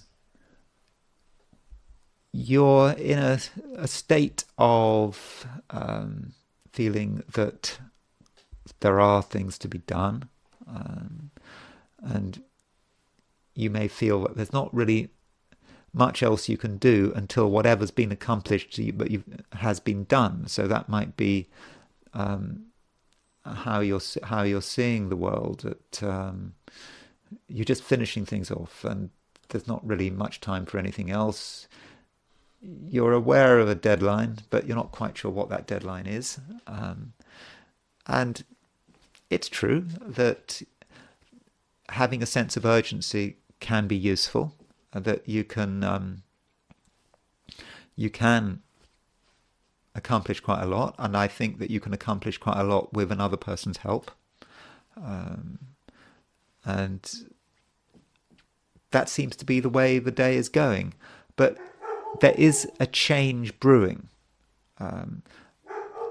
Part of it is to do with the fact that the moon is about to change sign, and it's going to move from late Leo into early Virgo. So the moon moving from Leo into Virgo could have implications in terms of relationships. Relationships are suddenly going to be important when they were, when in the past, you hadn't really thought they were the major issue. And that's especially going to be the case if you're in the Americas, because the moon goes into Virgo sort of in the afternoon in the Americas, late afternoon, mid-late afternoon. If you're in Western Europe, really the moon doesn't go into Virgo until late evening, and if you're elsewhere, it's going to not be until tomorrow. So that moon in Virgo is probably not going to be the real issue until tomorrow for many people watching, maybe half the people watching, I don't know. So that's something I'm going to be talking about tomorrow. But as far as today is concerned, I think it's important not to make assumptions about anyone, because it's not just the moon that's getting ready to change sign, it's Mercury. Mercury is moving out of Aries and into Taurus. And Mercury is ruler of Virgo, and Virgo is your opposite sign. And so with Mercury moving from Aries to Taurus, you may find that a lot of the people that you're having to deal with and interact with are sort of on the cusp. They're not quite sure what to do. They're thinking one thing, they're thinking another thing. They're just not very sure of themselves. And they're not ready to make decisions. And I think you need to respect that. Tomorrow things will be clear. Mercury will definitely be in Taurus tomorrow. And you'll be able to understand where people stand on particular matters. But right now, as we're in this transition period for Mercury, let people make up their minds in their own ways, and I think they'll really appreciate it. And overall, that's the main picture. You just are in a sort of neither one place or another place kind of stage today. And so because of that, it might be a bad idea to make decisions. But it is very important to keep lines of communication open, because you never know what information might suddenly appear. It might come from nowhere. And that is because the sun is making its sun is conjunct the Jupiter-Uranus midpoint. That is about excitement, and it can be about an exciting message or something you just weren't expecting. It just comes from nowhere. And so that is why you need to keep lines of communication open. And that's it for the 12 signs. And I am now going to look at today from the perspective of the I Ching. So I asked the question, what is Wednesday going to be like for those watching the I Ching segment of this video? And the first hexagram I got was hexagram 31, which is influence. It is indeed a time when we can have an influence on people. But we have to get some sense of the process of this influence. I think that, if we try to influence people, then to begin with, I don't think that we're going to be very successful, because I just don't think we're going to have the power. So, I understand that from a heliocentric perspective, Mercury is conjunct Pluto today, and Mercury conjunct Pluto is about influence. Can be quite extreme influence, really being able to persuade people that our way is the right way. And this I Ching is asking us perhaps to just slow things down a bit. We're not going to be immediately successful. We have to slowly build our case up, and it is going to take time, and we perhaps have to realize that if we want to have an influence, our influence has to be constant. We can't just say to ourselves, oh, well, I'm going to spend 5 minutes trying to influence people. It's got to be an influence that takes place over the whole day. And that influence is not about just, I don't know, making phone calls or approaching someone and trying to tell them to do something our way. That's not what it's about. It's about having constant a constant force, a constant but quite gentle force, and that influence is not just about words. It's about our actions, and it's also about our thoughts. And I suppose we don't really think about thoughts very often when we think about influence, but what are we thinking about? Who are we thinking about? If we want to influence people, we need to think about them. And through our thoughts will impact our actions and our words. And so with the right thoughts, then we're going to start to have an impact. And when you're dealing with influence, you have to realize that it works both ways. And if you want to influence the world, you have to be influenced by the world. Because if you're not influenced by the world, you are estranged from the world. The world is not having any impact on you. You are separate from the world, and no one's going to listen to you. No one's going to take you seriously. So think about what's happening around you. Be influenced by it. Be influenced by other people. I mean, okay, don't be influenced in a negative way, but I think you know what I mean. Be ready to understand what people want, what's important to them, and that's, in a sense, how we're being influenced by people. And then once we start being influenced by people, we can feed that influence back, and then we can actually start to become influential ourselves. And so it's true that to begin with, today we're not going to have much influence, but we just need to keep moving and thinking. Remember, our thoughts matter, and slowly our influence will really start to make itself felt. And then because we've got 3 lines moving, we can move to a second hexagram, which is pushing upwards. This is, I think, a pretty fortunate hexagram. It's talking about the progress we make. People start to listen to us, and they accept our view of the world, and they start to accommodate us. And because they start to accommodate us, things start to become easier. And that means that we can start moving forward, pushing upwards. And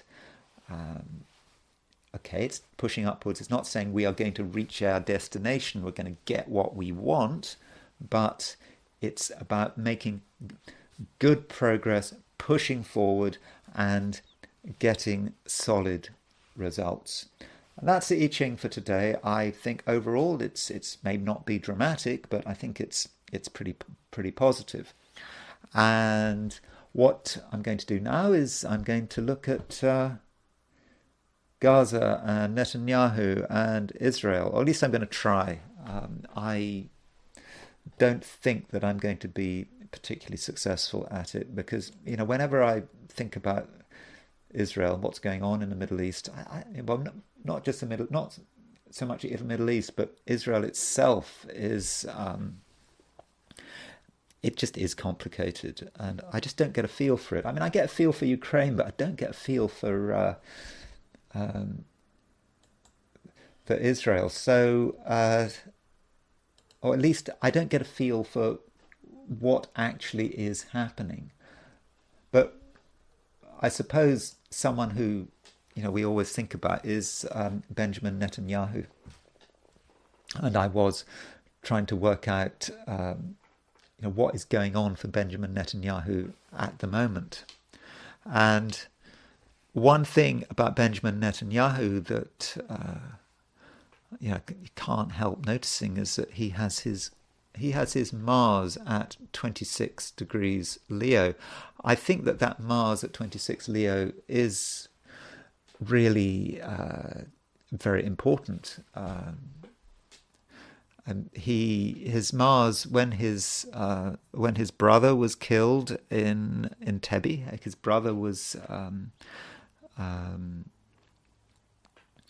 his brother led the Entebbe operation in 1976 to free hostages. Entebbe Airport, that was in Uganda, and at the time of his brother's death, which is, I think his brother died on July the 4th.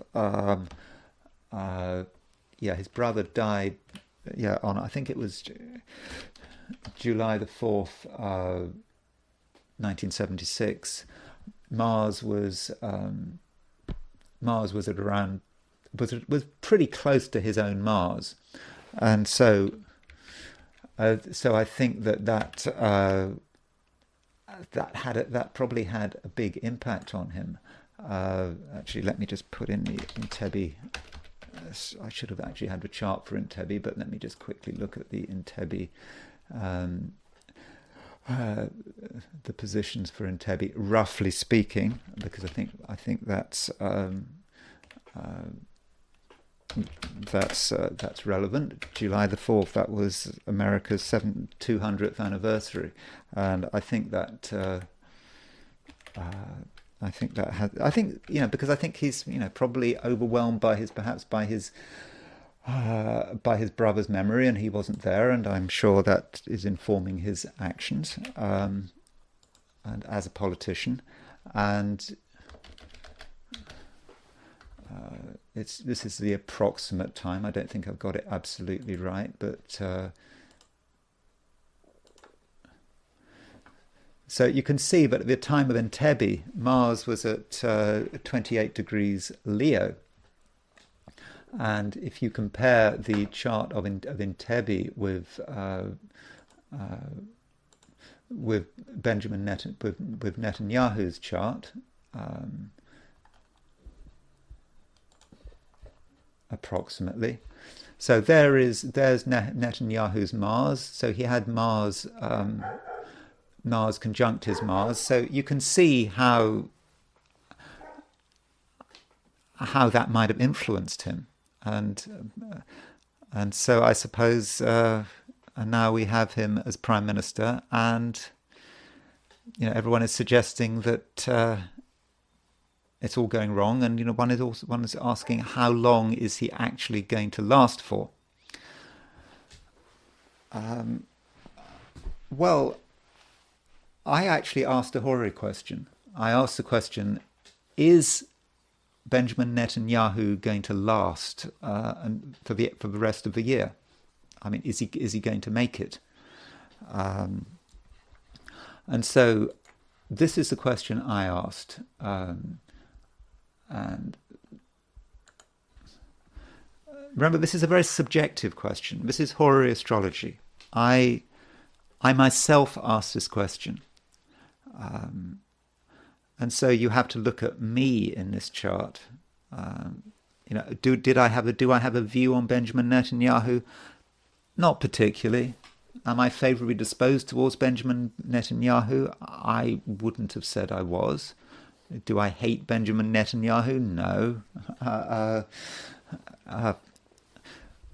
So there is Scorpio rising. In a way, that's me, and that's me asking the question. And I'm Mars. I'm Mars in Aries conjunct the North Node, and so I was thinking, wow, I'm not going to suffer too much from asking this question.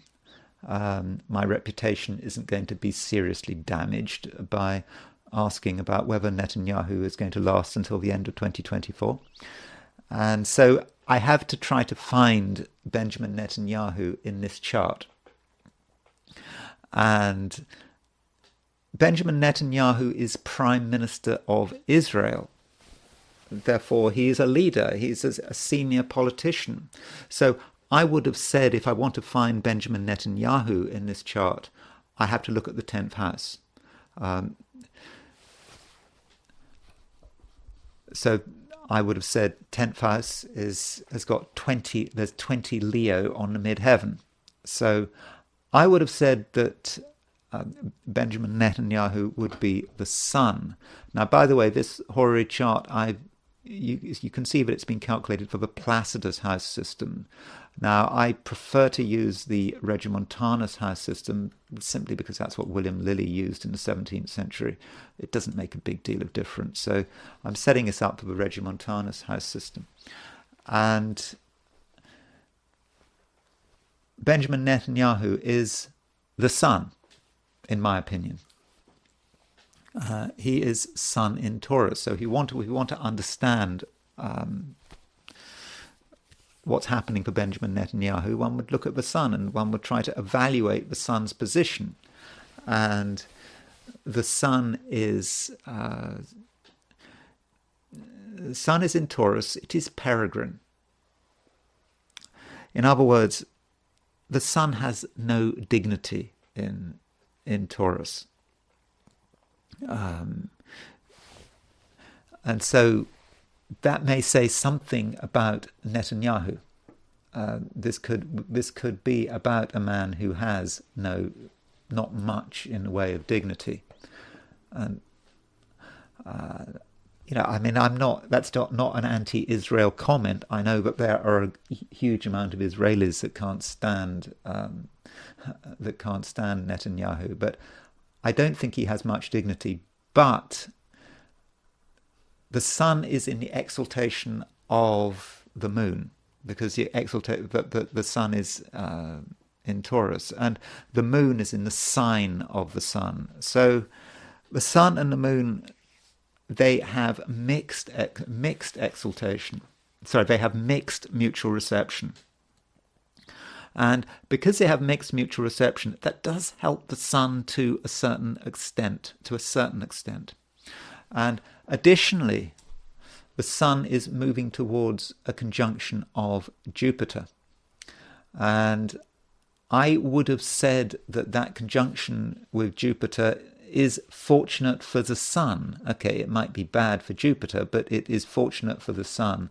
And so I would have said that short term, things don't actually look so bad for Benjamin Netanyahu, even though he doesn't have any dignity. I mean, he is a peregrine planet in an angle.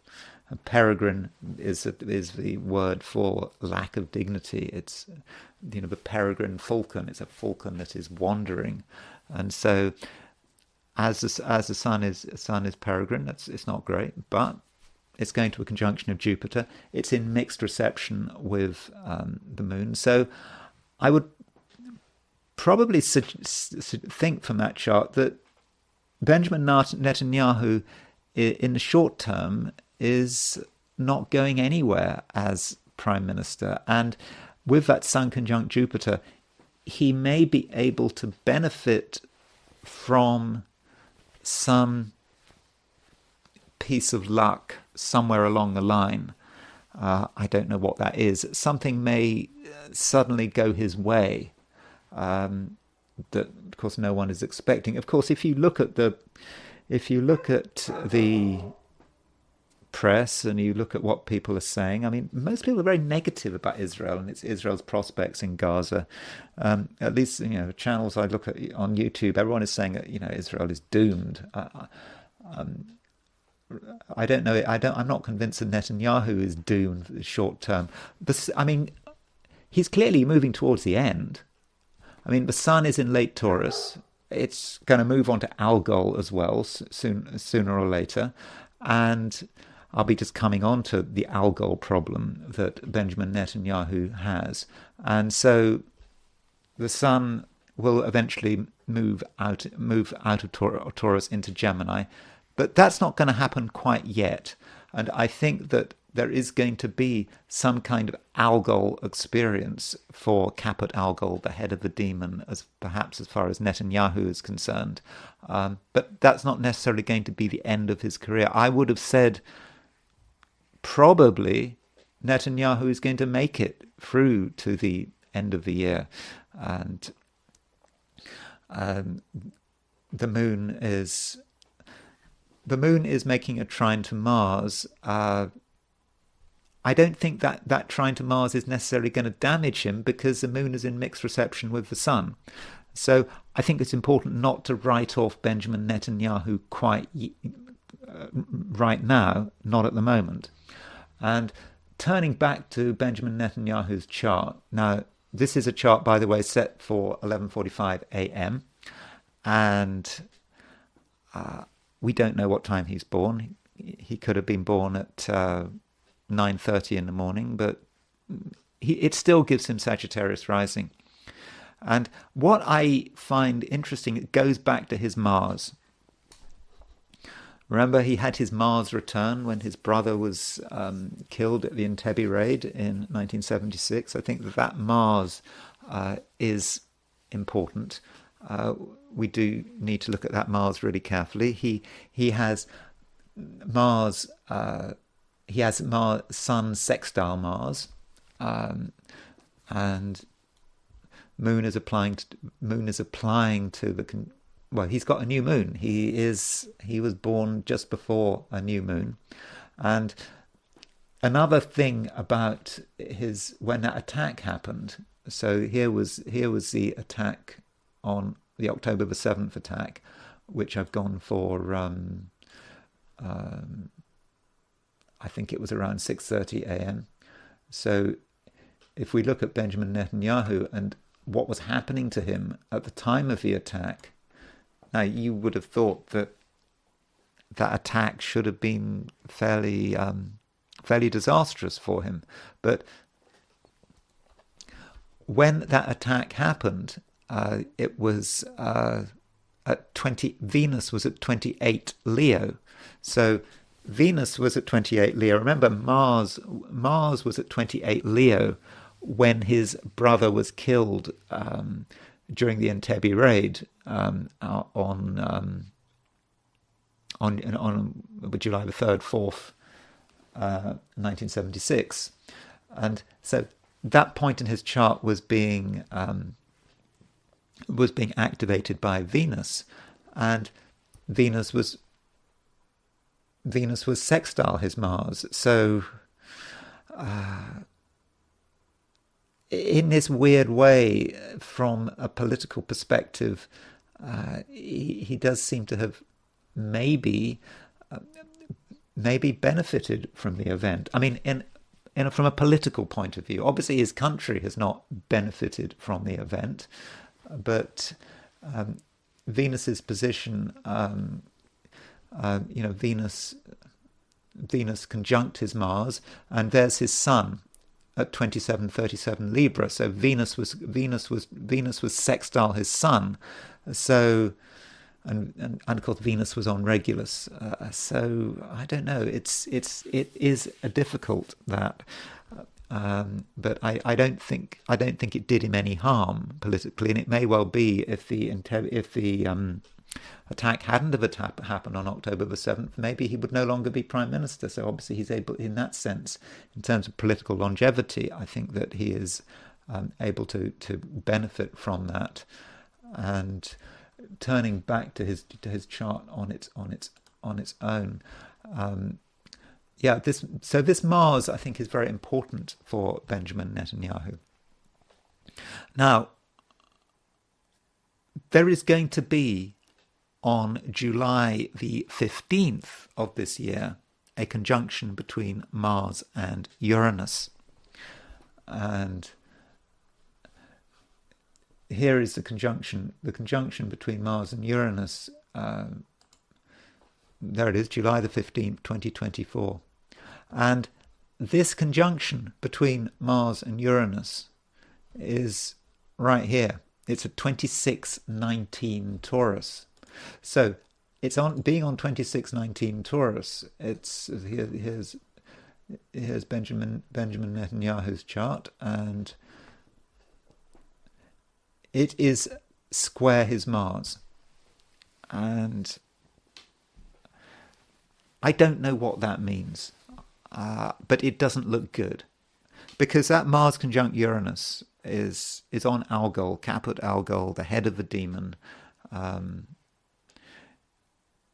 it is going to be, I think, quite traumatic for him. And I suppose that because he's a prime minister of the country, I understand he's not the head of state, but nonetheless, it surely does suggest some event or some temptation here.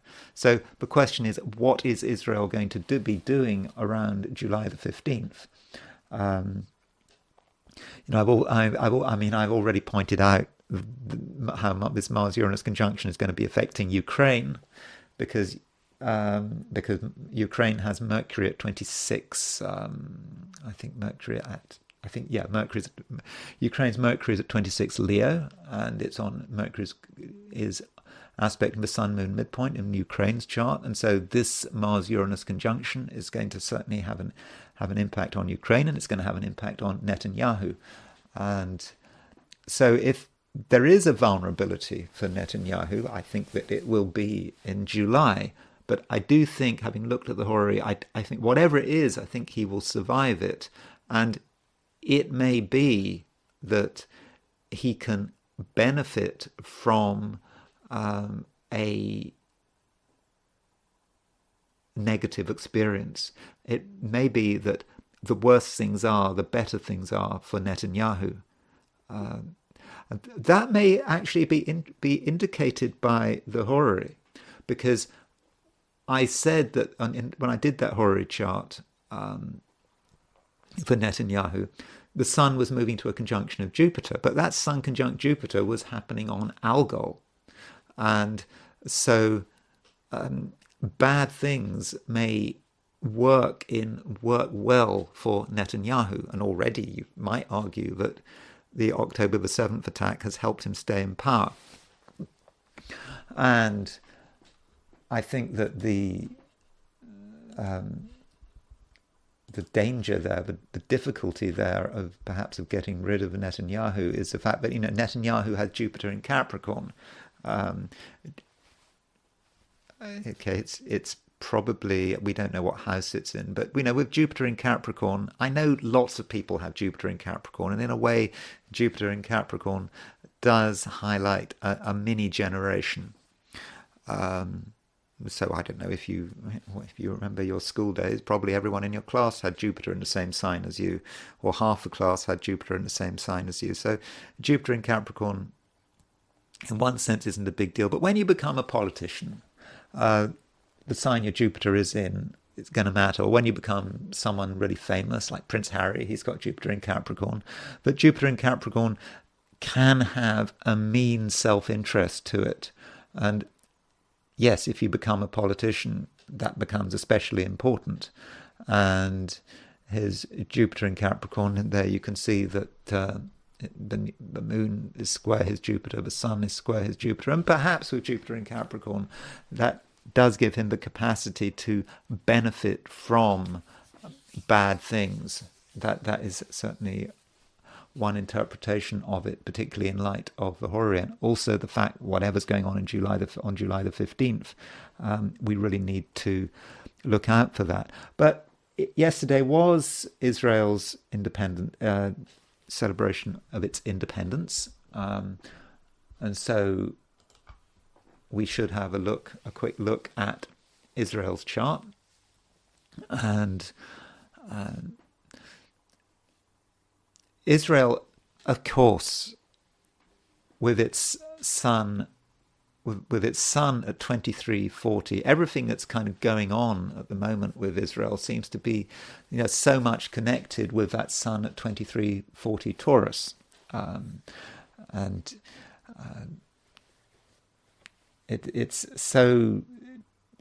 so typical, isn't it, that that Israel has an Earth sun. I mean, the Promised Land. What do they call it? Is it the land? Is Haaretz? Is that the land? It's just so important to Israel, and so it's got the sun in Taurus, and there's Israel's Mars in Leo. So that Mars in Leo comes up again, and so Benjamin Netanyahu has his Mars at 26 Leo. Mars was at 28 Leo when during the Entebbe raid. Venus was aspecting Israel's Mars during the Hamas attack on October the 7th. Now, work that out. You would not expect Venus on the Mars to coincide with an attack, would you? I mean, that's not really what you would expect. Venus is supposed to be more of something more favourable. I mean, but maybe Venus was just acting as a trigger. But this Sun-Mars square, if we're trying to understand what is happening with Israel, we do have to consider this Sun-Mars square, because Uranus, having made the conjunction to the Sun in Taurus, is going to start moving towards the square with Mars, and you might want to consider, where is the Sun-Mars midpoint? So the Sun-Mars midpoint would be at about 5, 2.5, would be at about 26 fixed. So when Mars makes that conjunction to Uranus, conjunct Algol, on July the 15th, that conjunction between Mars and Uranus will be on Israel's Sun-Mars midpoint. So it will be about here, and it will be 45 degrees Israel's Sun-Mars midpoint. And as I've just discussed, it's also hitting Benjamin Netanyahu's Mars at 26 Leo. So I think it is quite likely that there's something brewing, something in July is happening. It seems to bring Israel's chart together with Netanyahu's chart, and it comes together with this Mars-Uranus conjunction on Algol. And I mean, I've already said that July looks difficult for Ukraine. And so, I mean, I'm thinking that July is going to be just a mega month for the world, a really difficult month. And I think that sort of chimes with what's going on with Israel. Is it going to be bad for Israel? Well, I think the event is going to be bad. Will it be bad for Israel? I don't know. It's going to be short term probably pretty bad. It just looks violent, and it seems that, I know that things seem difficult in the Middle East at the moment. But I think that Mars conjunct Uranus on Algol, I'm becoming a little bit obsessed with it. I've mentioned that, but I'm becoming obsessed with it. And while looking at Israel, I thought it might be a good idea to consider Israel's solar returns. And I was recently been looking at converse solar returns. So converse solar returns is, you think about a solar return as going forward. So if you want to know about what's going on for Israel at the moment, you would set up a chart for right now, for this year, but you can go backwards. So Israel is now going to be 76. This is Israel's 76th solar return, 76th birthday. But what if we go backwards? We do the solar return for 76 years before Israel's foundation, or we might go back 75 years to look at the converse solar return prior to the Hamas attack. So I wanted to just look at a couple of those solar returns. So I wanted to start off by considering the solar return, the converse solar return just before the Hamas attack. So this is a solar return set for May the 14th, 1873, which was 75 years before Israel came into existence. And this chart is really very powerful. It's a good illustration of converse solar returns working. So this tells us about the year from a converse perspective from May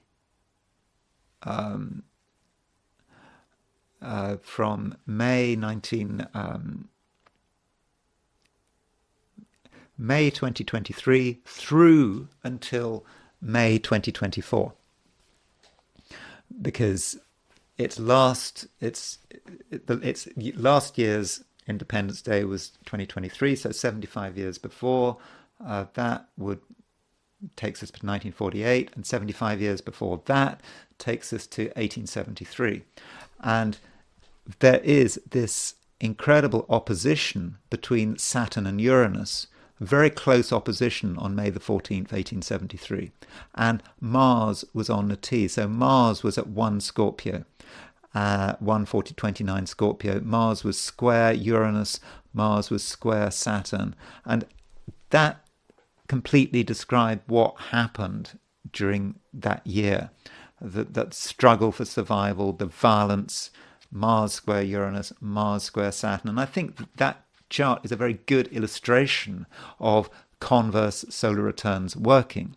So let's now move to the next converse solar return. So we're going back 1 year.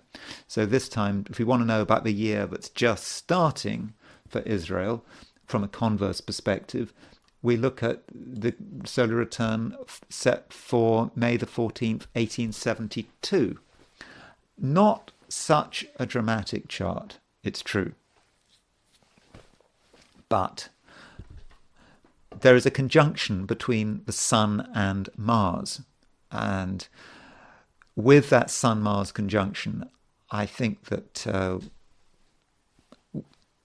we can expect more violence. Well, that's obvious, isn't it? I suppose you didn't have to be an astrologer to say that. But the fact you've got a Sun-Mars conjunction, it's just emphasizing that it's going to be, it's just going to be more of the same. And also this Mars during the converse solar return. In fact, converse transiting Mars, set for 1872, is at 2431 Taurus. This is where Uranus is. So Uranus and Mars is, so Mars is hitting Israel's sun, Uranus is hitting Israel's sun. So it's just more of the same. And those are a few observations about Israel's chart. I suppose I should look at Palestine's chart while I'm at it. I'd set the chart for November the 15th, 1888, when in Algiers, when independence was declared, and there is Palestine's midheaven at 2442. So this Jupiter-Uranus conjunction that we have just had has been right on Palestine's midheaven, and so Jupiter's been on Palestine's midheaven. Mars is on the midheaven, assuming the time is right. But I suppose the key point is the fact that the Sun is opposition. The Sun has been opposition. Uranus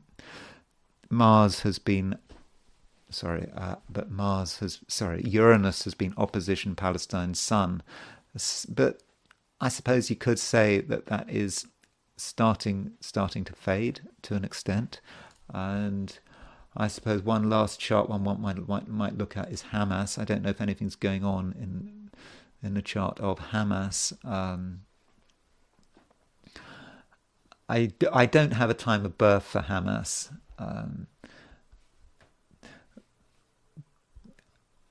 So I don't see anything particularly major happening at the moment.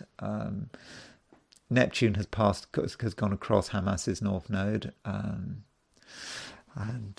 finally, I suppose, just going back to Palestine. So this is Palestine's chart. Then there is a question of Palestine's return chart. So the Palestine's so this is, I just want to look at Palestine's chart set for 1954. So its solar return for Palestine. So 22. So the Palestine solar return prior to the Hamas, prior to the October the 7th attack, started on November 1920. Started November the 22nd, 1922. So, sorry, November the. Sorry, let me say that again. So started November the 15th, 2022. So that would have been when Palestine was 34 years old.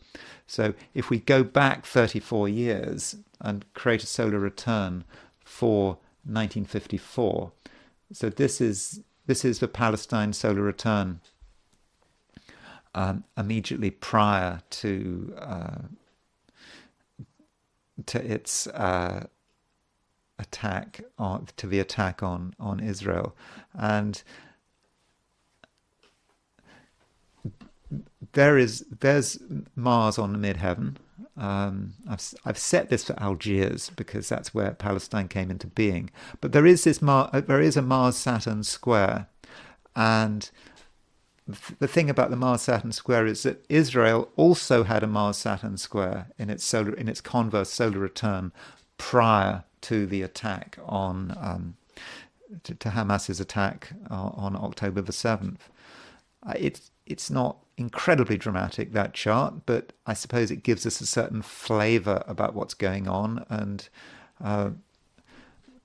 particularly with that Mars on the IC, and an exact Sun-Venus conjunction at 22 Scorpio. And I suppose that Sun-Venus conjunction, I think it does talk about the